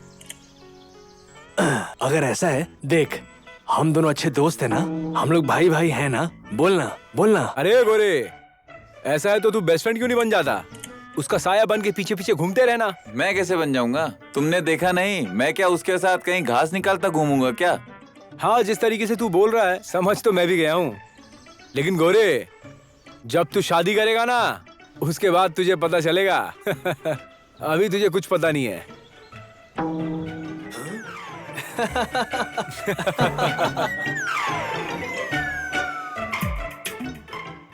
मेरे प्यारे बेटे, अपने पूरी आवाज में यहाँ से बोलकर भद्रपुर के लोगों के कानों के पर्दे हिला दो और उन्हें बता दो हमारे गांव और हमारी इज्जत का ये सवाल है। क्या बोलते हो? हाँ। सुनो भद्रपुर वालों, हम डांगपुर वाले तुम्हारे गांव में कोरोना, मलेरिया, हर तरह की बीमारी तुम्हारे गांव में फैले, मैं ये सारी बीमारी इस अग्नि के साथ तुम्हारे गांव में फेंकता हूँ। नारायण नारायण। कृष्णा बाबू, ये दानपुर के सारे लोग हमारे लिए बहुत समस्या पैदा कर रहे हैं। हे डांगपुर वालों, लो सुनो, हम भद्रपुर वाले दुख, कष्ट और महामारी, हर्पिस, कालरा तुम्हारी तरफ भेज रहे हैं। डांगपुर वालों,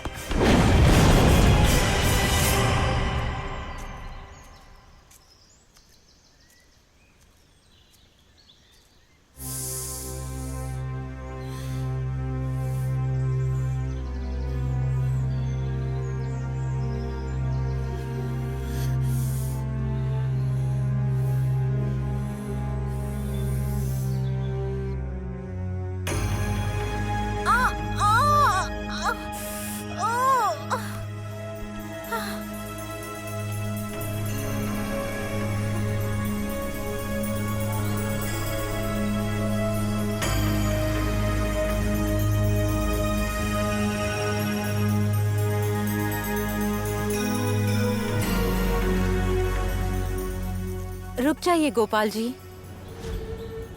क्यों? मैं जानता हूं तुम क्या कहना चाहती हो। मैंने जो किया इंसानियत के नाते किया। मुझे आपसे कुछ नहीं चाहिए। हाँ, आपके तो बहुत सारे एहसान हैं मुझ पर गोपाल बाबू। तुम क्या चाहते हो मैं ये बहुत देर बाद समझ पाई। अगर पॉसिबल हो तो मुझे माफ कर देना। I am sorry. कितना आसान होता है ना किसी से माफी मांग लेना। पहले सामने वाले को दुख पहुंचाओ और फिर माफी मांग लो। कितना आसान है ना? क्या तुम भूल गए तुमने मुझसे क्या कहा था? अगर अनजाने में किसी से कोई गलती हो तो माफी मांग लेनी चाहिए। और मैंने तुम्हें जानबूझकर हर्ट नहीं किया और मेरा ऐसा कोई भी इंटेंशन नहीं था। ओके, मैंने अपने कान पकड़ लिए। अब क्या मैं उठक बैठक करूं? चलो ठीक है, मैंने तुम्हें माफ किया, लेकिन तुम्हें मेरी एक शर्त माननी होगी। तुम्हें मुझसे एक प्रॉमिस करना होगा। कैसा प्रॉमिस? बोलो ना। वैसे आज मैं तुम्हें प्रॉमिस कर सकती हूँ जो भी तुम चाहो। पक्का ना? अरे पक्का बोल दिया ना। तो तुम मुझसे वादा करो कि तुम मुझे अपने दिल में जगह दोगी। अय्या, तुमने ये क्या कह दिया? मुझे तो बहुत शर्म आ रही है।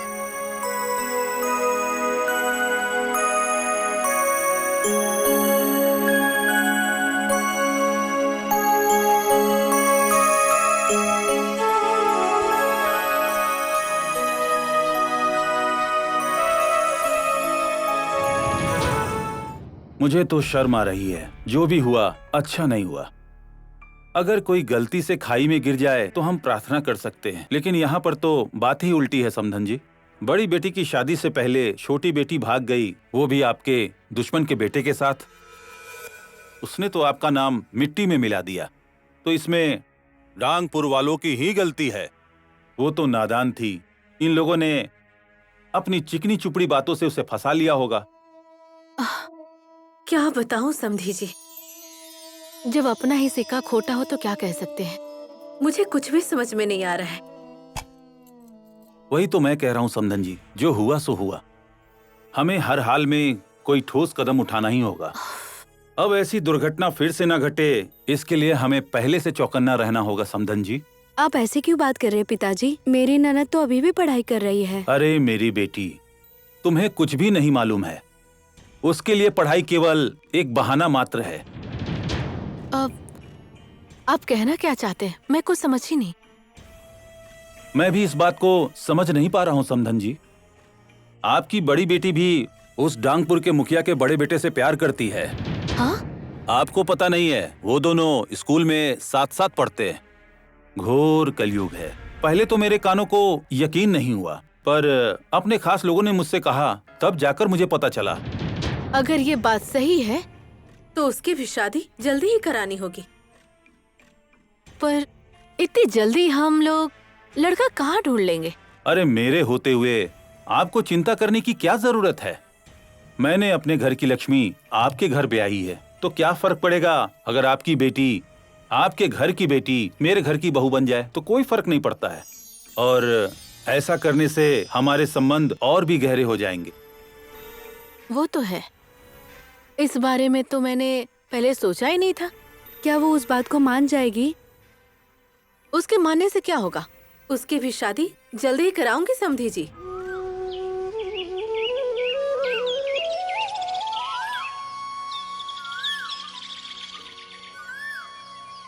गोपाल सुनो तो। घर नहीं जाना है? कितनी देर हो गई है। पता नहीं क्यों आज मुझे तुमसे अलग होने का मन नहीं कर रहा है। अब मुझे भी जाने का मन नहीं कर रहा है, पर बहुत देर हो गई है ना। मेरी माँ को शक हो जाएगा, तब चलते हैं ना। तो शक होने दो ना, मैं तुम्हें भगा कर अपने घर ले जाऊंगा। ये सब बोलना ना आसान है। एक लड़की को अपने घर से भगा कर ले जाना बड़ी हिम्मत का काम होता है, पता है? तुम्हें लगता है मेरे अंदर हिम्मत नहीं है? मैं दांगपुर का हूँ, दांगपुर का। मेरे गांव में हमारी बहुत चलती है। मेरा भाई बहुत हिम्मत वाला है। बात करती हो? हाँ हाँ, अगर हिम्मत है तो आज ही ले चलो, देखते हैं कितनी हिम्मत है तुम में। सच कह रही हो? हाँ सच में। सच कह रही हो ना? तो चलो मेरे साथ। अरे अरे अरे, कहाँ? घर।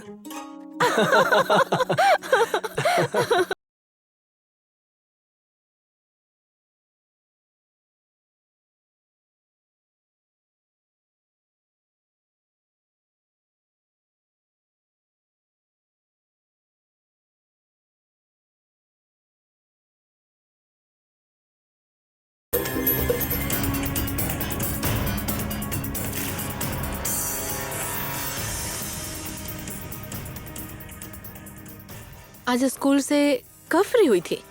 आज थोड़ी देर तक क्लास चली थी माँ, इसीलिए लेट हो गई। अच्छा, तो अब तुम मुझसे झूठ भी बोलना शुरू कर दी हो बेटी। तुम्हें क्या लगता है कि मुझे कुछ भी नहीं पता है? क्या तुम भूल गई हो? डांगपुर वाले हत्यारे थे तुम्हारे पिताजी के। ये क्या बोल रही हो माँ? और ये सब तुम्हें किसने बताया? और ये सच है कि झूठ, तुम्हें कैसे पता? मुझे सब कुछ पता है। डांगपुर के लड़के के साथ तुम उसके साथ रिश्ता जोड़ रही हो, मुझे सब पता है। हे ईश्वर, मैंने कौन सा पाप किया था तो दुश्मन के साथ में अपना प्रेम प्रसंग चलाने लगी? हाँ, उन्होंने मेरे पिताजी का खून किया कि नहीं, हमें इस बात की पक्की खबर भी नहीं है, तो मैं इस दुविधा में नहीं रह सकती। आप ये समझ लीजिए माँ। हाँ, मैं उसे पसंद करती हूँ और मैं उससे शादी करूँगी। तुम्हारा दिमाग उसने खराब कर दिया है, डांगपुर वाले लड़के ने। हे ईश्वर, पहले उनके छोटे बेटे ने, अब तुम्हारा बड़े ने।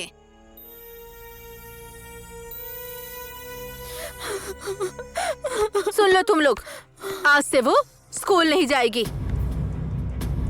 उसने बहुत पढ़ाई कर ली और बहुत होशियार हो गई, जिसकी वजह से हमारा सिक्का खोटा हो गया।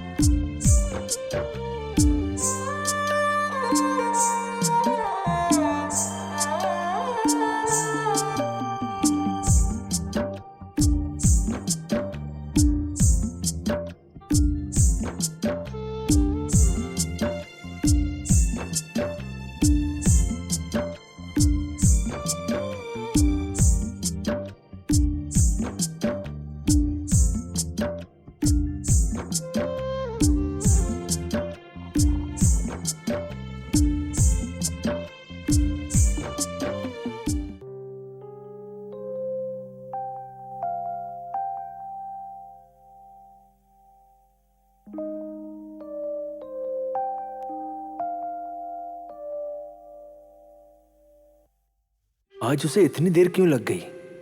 अभी तक घर से निकली नहीं क्या? कब से यहां खड़े रहकर इंतजार कर रहा हूं। खैर, जाने दो, अब मैं निकलता हूं।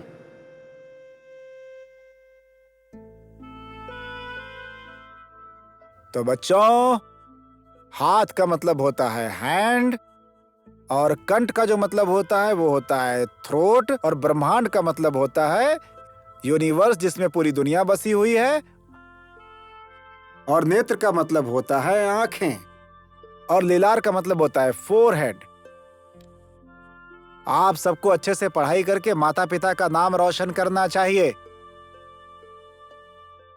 ठीक है, आज की पढ़ाई यही खत्म करते हैं।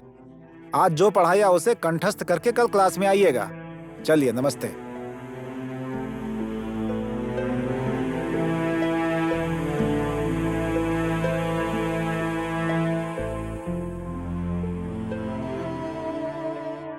सुनो गोपाल, गुण केसरी ने तुम्हें ये लेटर देने के लिए कहा। वो स्कूल नहीं आ पाएगी आज के बाद।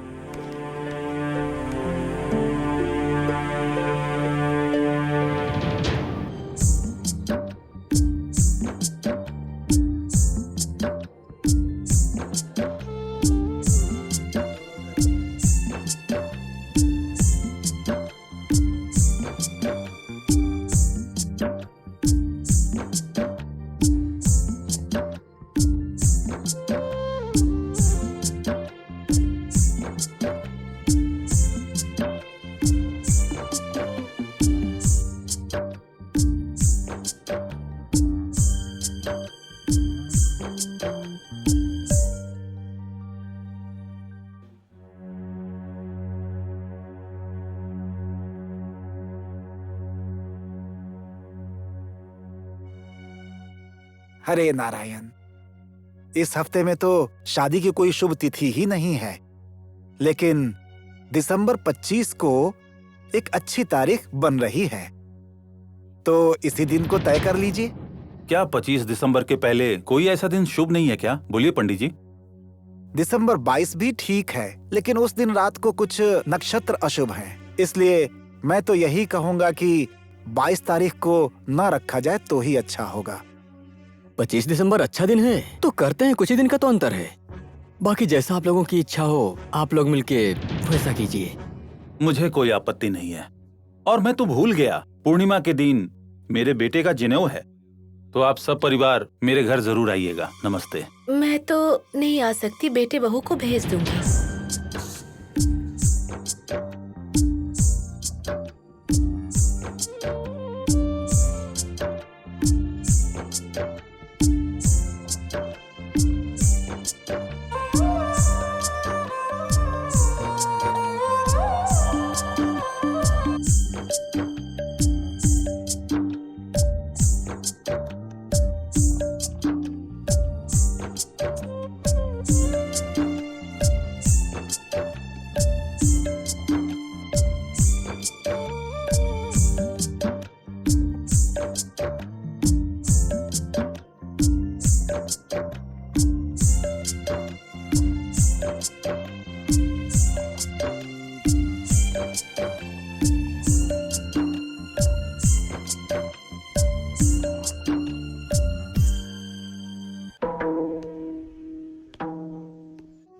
पाए लागू पिताजी।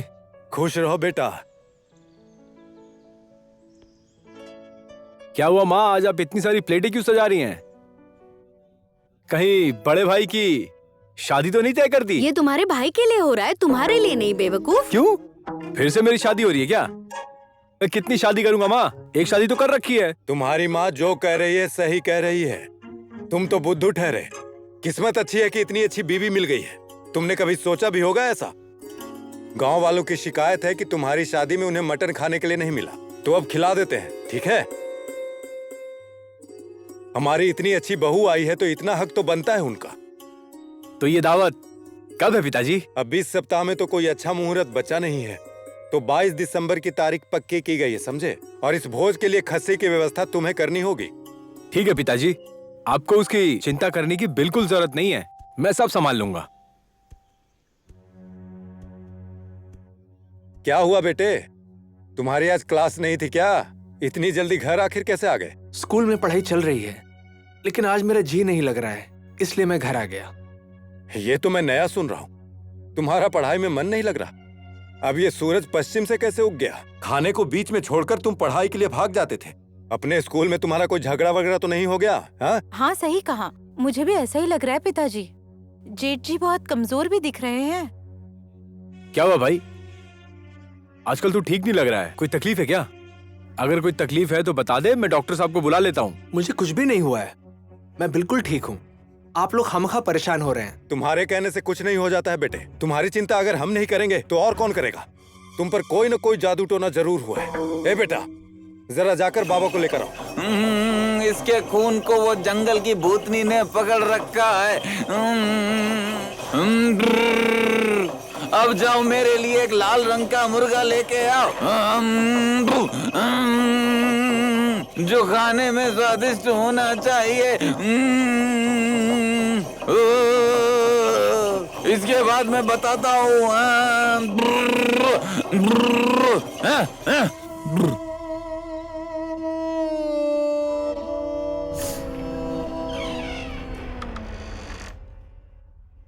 ओ भाभी, आप हो?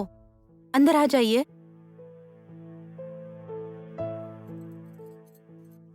तुम्हारे भाई और मैं, हम दोनों मिलकर पिताजी के घर जा रहे हैं। मैं बस तुम्हें बाय कहने के लिए आई हूँ। तुम ज्यादा टेंशन मत लो। तुम ज्यादा परेशान होगी तो दुखी हो जाओगी।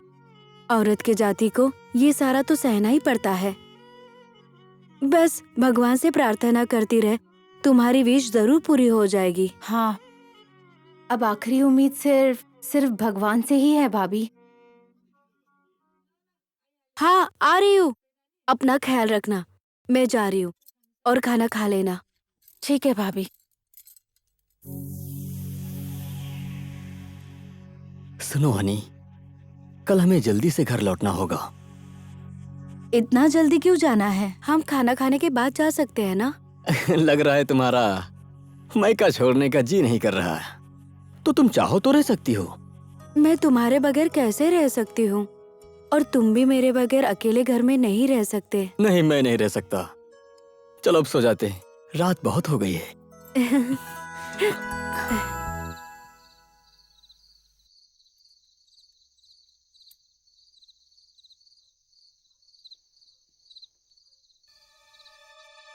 ए, चलो जल्दी जल्दी।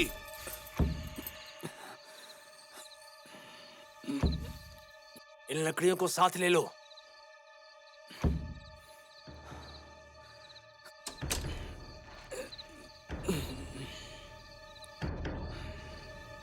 जल्दी करो, जल्दी जल्दी।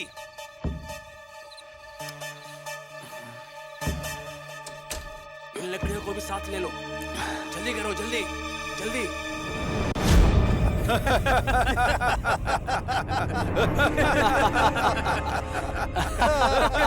कोई सवाल ही नहीं उठता कि हमें किसी ने देखा हो। जिस रास्ते से हम आए हैं वो बहुत खतरनाक है। हमें किसी ने भी नहीं देखा, क्योंकि जिस रास्ते से हम आए हैं लोगों को लगता है कि वहाँ भूत रहते हैं। शाबाश।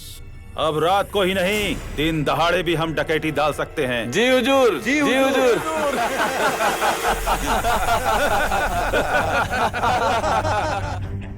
पर हुजूर, अगर कोई दिन के वक्त हमें लकड़ियां काट के देख ले और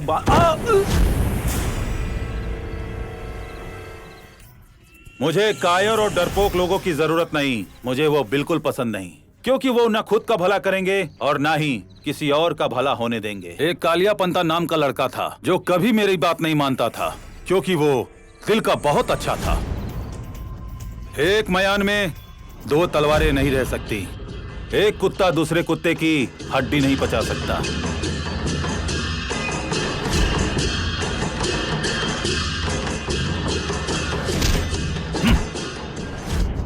और उसी तरह से मैंने 15 साल पहले उसे रास्ते से हटा दिया।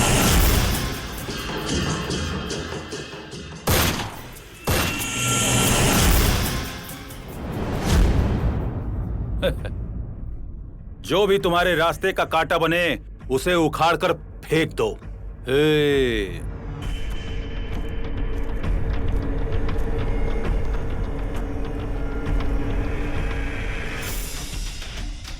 मुझे बस जानना था, कल लकड़ों को उसी जगह भेजना है ना? हाँ हाँ, वही पहले वाली जगह पे। शाबाश। क्या तुम लोगों ने भद्रपुर की बांध को नष्ट कर दिया ना?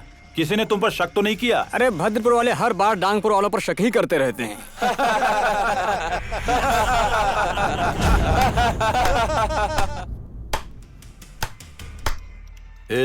ये क्या दामाद जी, आप यहाँ? आप मुझे दामाद मत कहिए। ठीक, आपके घिनौने पापों के लिए अब मैं आपका दामाद नहीं, मौत बनकर आया हूँ। अरे दामाद जी, गुस्सा मत कीजिए, समझदारी से काम लीजिए। समझदारी से? मैंने आपका पापी दिल देख लिया है, जान भी गया। आज इस पूनम की रात के उजाले में तुम सभी शैतानों का अंत होगा इसी जगह पे। आज से इस धरती से तुम सभी शैतानों का आतंक हट जाएगा। मुंह संभाल के बात करो, वरना हमारी बहन विधवा हो जाएगी। और जो हालत हमने तुम्हारे पिता की थी, ऐसा ना हो कि हम तुम्हारे साथ भी वैसा ही करें।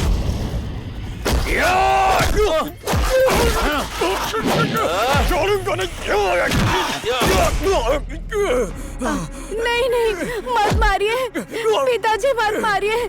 छोड़ दीजिए पिताजी, पिताजी मत मारिए, पिताजी मत मारिए। वैसे क्या किया उसने? तुम क्यों उसे मार रहे हो? तुम्हें शर्म नहीं आती मेरे पति को मारते हुए? नहीं बेटी नहीं, हम लोग तो बस इसे समझाने की कोशिश कर रहे थे, पर ये तो हम पर ही हमला कर रहा था। हम तो बस इसे रोकने की कोशिश कर रहे हैं। अरे बेटी, तुम्हें इन सब मामलों में पड़ना नहीं चाहिए। मुझे तो पता होना चाहिए कि मैं किस शैतान की बेटी हूँ। ए लड़को, सुनो, जब तक उस मुखिया के बेटी के साथ हमारे बेटे की शादी नहीं हो जाती ना, तब तक इन दोनों को घर में जाकर बंदी बना लो। बाकी हम बाद में सोचेंगे। उठ जाइए, छोड़िए उसे, छोड़िए छोड़िए। आखिर क्या चाहते डांगपुर वाले? पानी का बांध तोड़ दिया, उससे भी मन नहीं भरा। अब वो हमारे गांव के लोगों को बंदी बनाना शुरू कर दिए। बड़ी हैरानी वाली बात है। बिल्कुल सही। हे नारायण, वो लोग ऐसा क्यों कर रहे हैं? मुझे तो लगता है कि मेरी बेटी और आपके बेटे को किसी ने बंदी बनाकर रख लिया है समदन जी। जब तक ये मामला सुलझ नहीं जाता, इस शादी को रोकना होगा। विवाह रुकेगा नहीं। जो टाइम फिक्स हुआ था उसी पे शादी होगी। अगर वो डांगपुर वाले चाहते हैं कि शादी ना हो, उनका ये छल मैं कभी भी पूरा नहीं होने दूंगी। आप जब कुंडली देख रहे थे तब आप कह रहे थे कि एक अच्छा दिन है 25 दिसंबर से पहले कोई दिन है ना? लेकिन क्यों? उन्हें हराना होगा। हरे नारायण, वैसे 22 तारीख तो ठीक ही है, लेकिन वो दिन शादी के लिए नक्षत्र शुभ नहीं है, ये आपको बता देता हूँ मुखिया जी। ठीक है, 22 तारीख को तुम यहाँ पर शादी के लिए आना। मैं देखना चाहूंगी कि डांगपुरा के लोग आखिर क्या करेंगे। अब समधन जी के फैसले को मैं कैसे बदल सकता हूँ? बिल्कुल नहीं। एक अंधा क्या ढूंढता है? आंखों की रोशनी।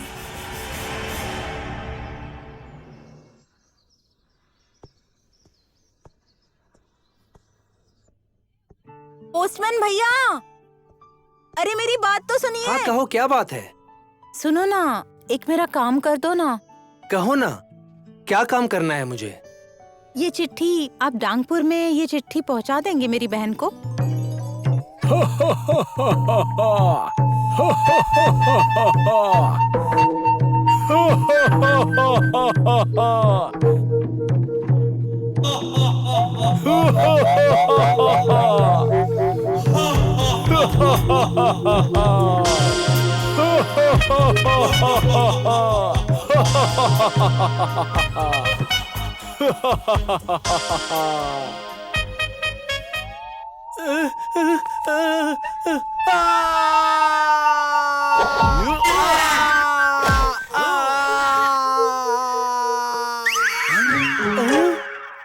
मैंने तुमसे वादा तो कर दिया है, लेकिन अगर उन लोगों ने मुझे बंदी बना लिया तो क्या होगा? तुम ये क्या कह रहे हो पोस्टमैन भैया? डांगपुर वाले बिल्कुल ऐसे नहीं है। मेरे भाई और भाभी को डांगपुर में कैद किया गया है।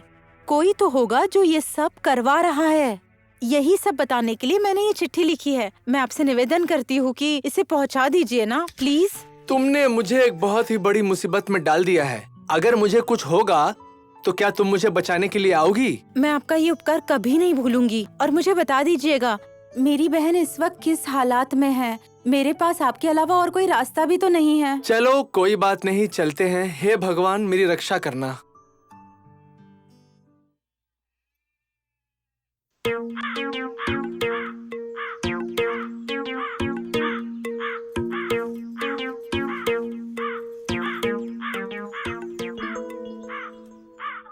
हे पोस्टमैन भाई। नमस्ते बहन जी। नमस्ते नमस्ते। वहाँ क्यों छुप रहे हो?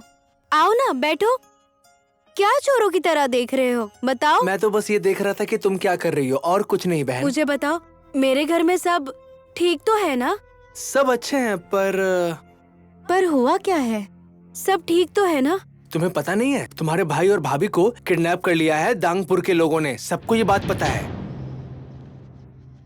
इसीलिए तो मैं यहाँ आया हूँ ये चिट्ठी देने के लिए। ये देखो, ये चिट्ठी है। हाँ, लेकिन भाभी, आपको ये सब कैसे पता चला? ये चिट्ठी लीजिए, गुण केसरी दीदी ने भेजा है। पोस्टमैन लेके आया था। पढ़िए इसमें क्या लिखा है। गुण केसरी की चिट्ठी?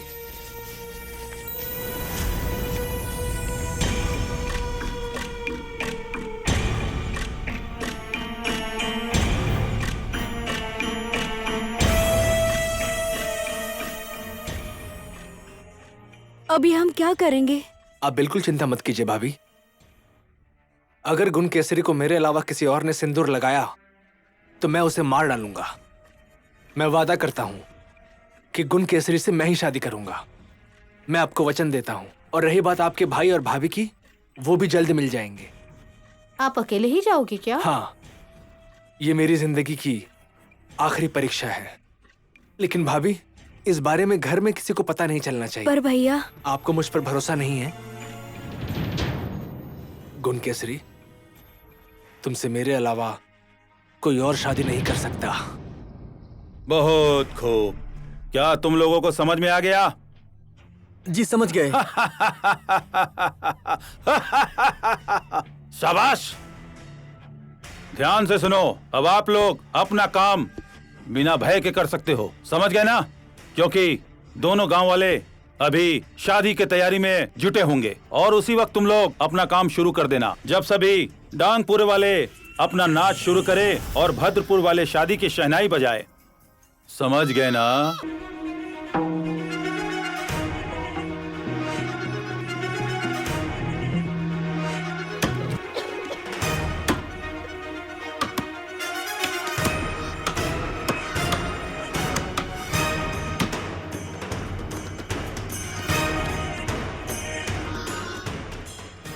गोपाल, गोपाल, गोपाल।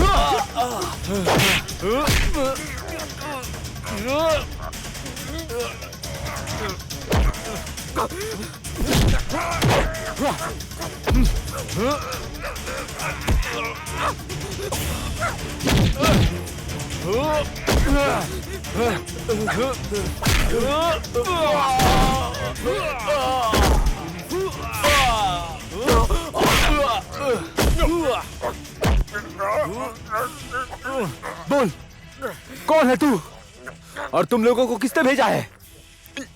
मेरे गांव के प्रधान ने, वो हमें पहले भी इस जंगल में पेड़ काटने के लिए भेजते रहते थे। वो आदमी के रूप में शैतान है। उसने खुद की बेटी को कैदी बना के रखा है और अपने दामाद को भी अपने घर में।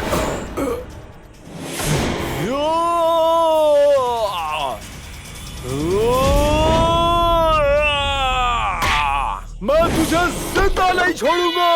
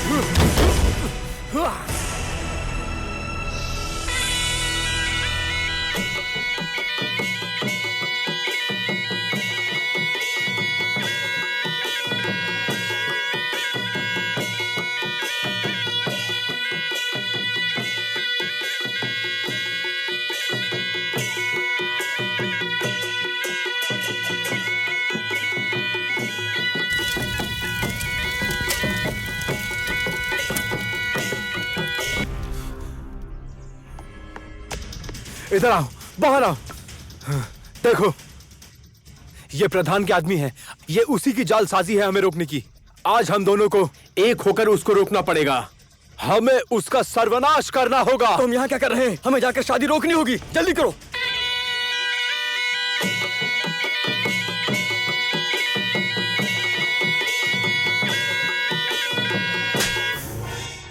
अच्छा ये बता, सुबह कहाँ गई थी? आकाश में या पाताल में? पता नहीं क्या हो गया है। कहाँ चली गई थी तू? उसने भगाया ना? उसने भगाया ना? मुझे सच सच बता। अरे रे रे रे, ये क्या हुआ समधन जी? अनर्थ हो गया समधी जी। उसने कहीं का नहीं छोड़ा। मैं क्या ही करूं? वो मेरी बेटी को भगा के लेके गया।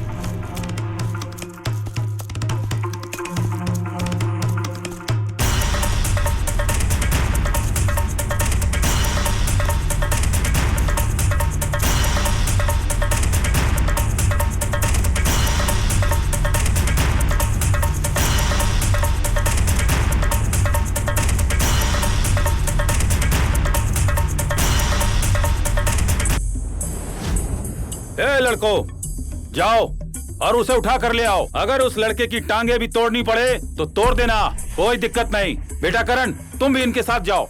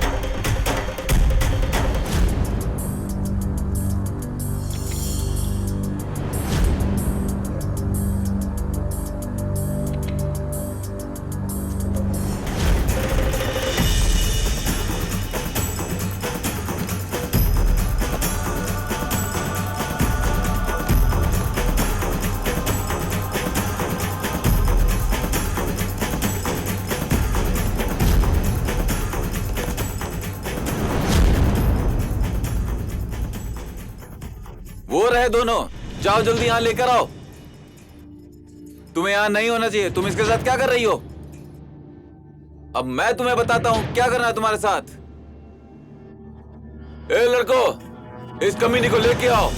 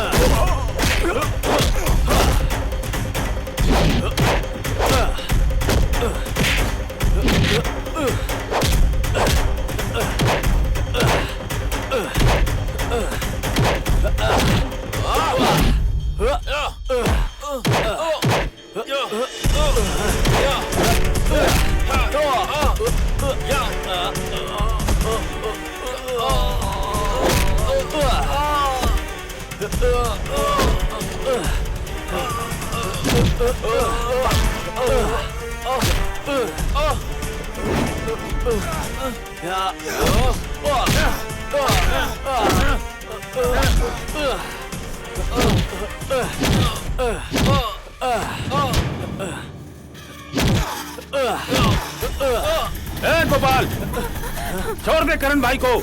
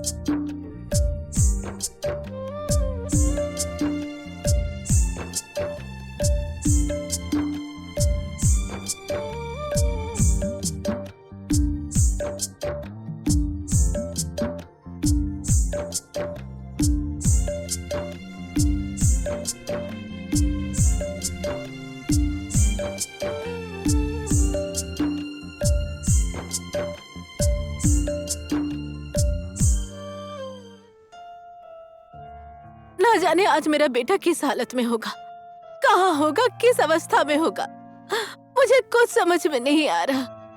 हे भगवान। मैं यहाँ हूँ माँ, मैं आ गया हूँ माँ, मैं आ गया हूँ। बेटा कृष्णा, बहू, डांगपुर वालों ने कैसे छोड़ दिया तुम्हें? बस करो माँ। हम काफी समय से मासूम डांगपुर के लोगों को दोषी मानते आए हैं माँ। अरे हमें तो भगवान भी माफ नहीं करेगा माँ। अरे हमने जिसे अपना सोचा वही तो शैतान निकल गए। तो अब इन पर लांछन लगाना गलत है, बेकार है। जिस कमीने ने अगवा किया था वो कोई डांगपुर का नहीं, ये कमीना है ये।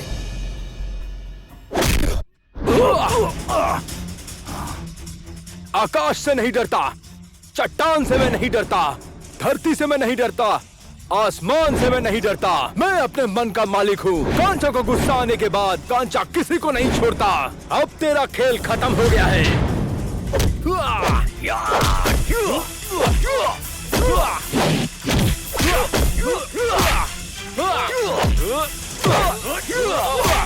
गोरखे, छोड़ूंगा नहीं मैं तुझे।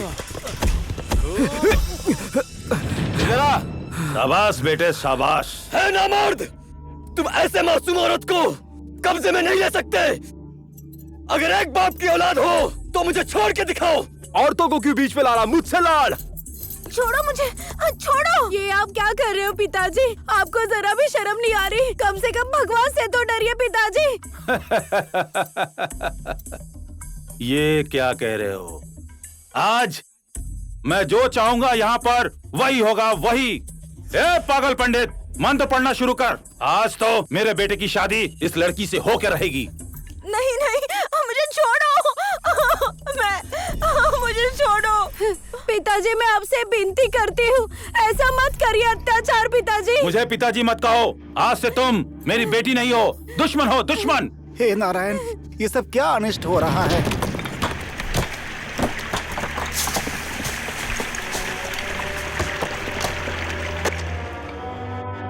हे पंडित, मंत्र पढ़ना शुरू कर। ओम मंगलम भगवान विष्णु, मंगलम गरुड़ ध्वज, ओम पुंडरीकाक्षाय मंगलाय तनो हरि।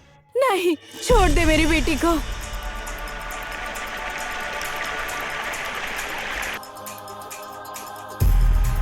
ओम गणपते स्वाहा, ओम ब्रह्मणे स्वाहा, ओम ईशानाय स्वाहा, ओम अग्ने स्वाहा, ओम वायवे स्वाहा, ओम अधपते स्वाहा, ओम मंगलाय स्वाहा, ओम प्रभासाय स्वाहा, ओम अधभ्य स्वाहा, ओम नराय स्वाहा, ओम प्रभासाय स्वाहा, ओम एकपदे स्वाहा।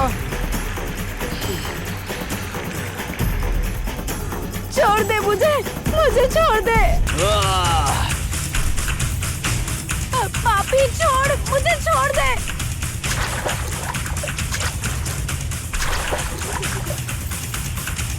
मिठाई से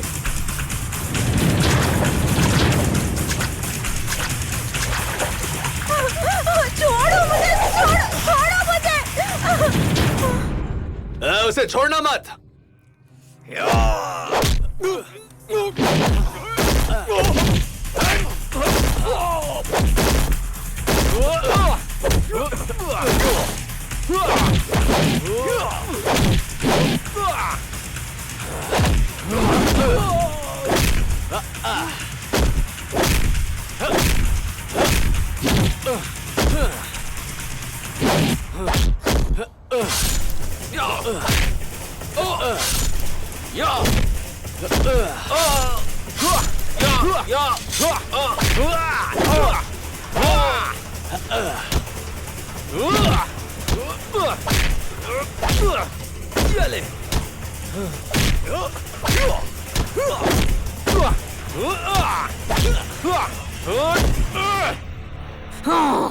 रुक पाखंडी, कहाँ भाग रहा है तू?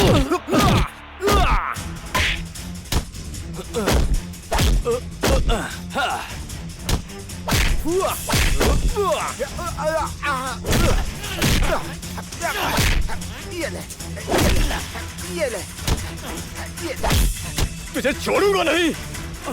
तेरे तो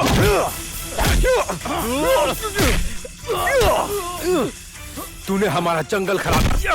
तू ही है वो पापी। तू ही है वो पापी, तुझे जिंदा नहीं छोड़ूंगा।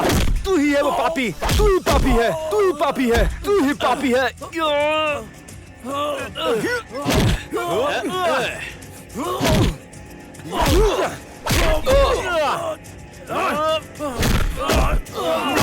माँ तुम ठीक हो? माँ माँ क्या हुआ माँ?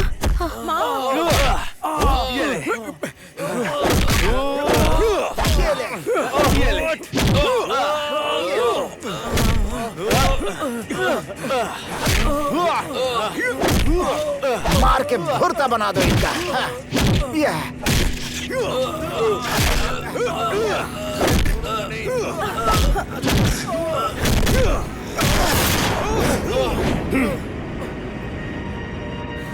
छोड़ दो बेटा, छोड़ दो इन नालायकों को। नहीं पिताजी, आप इस दरिंदे को नहीं जानते। यही है वो जानवर जिसने दोनों गांव के बीच में आग लगाई है। यही है वो पापी। आज इसका सर्वनाश होगा, सर्वनाश। छोड़ दे बेटा, छोड़ दे। मुझे सब पता चल गया है और मुझे ये भी पता है कि हमारे समाज में अगर एक आदमी दूसरे आदमी को मारता है तो ये बहुत बड़ा पाप होता है। तो इस कमीने को मारकर अपने आप को हत्यारा मत बनाओ। ये मूर्खता होगी बेटा, मूर्खता। इस शैतान को, इस पापी को, इस शैतान को क्या सजा देनी है वो मैं देखूंगा। गोपाल बाबू, ये लीजिए सिंदूर और मांग में भर के इन्हें अपनी पत्नी स्वीकार कीजिए।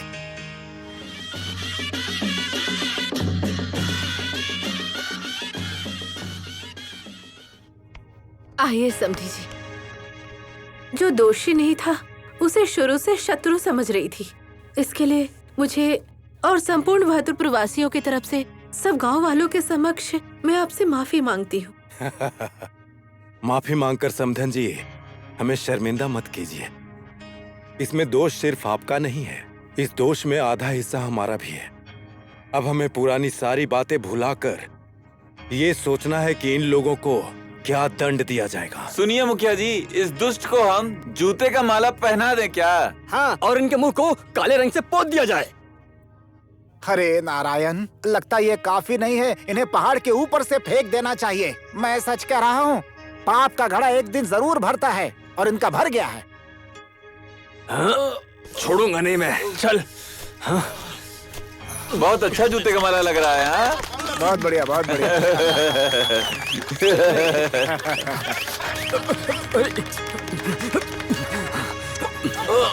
ले चलो इनको, ले चलो। मारो सबका, छोड़ना नहीं।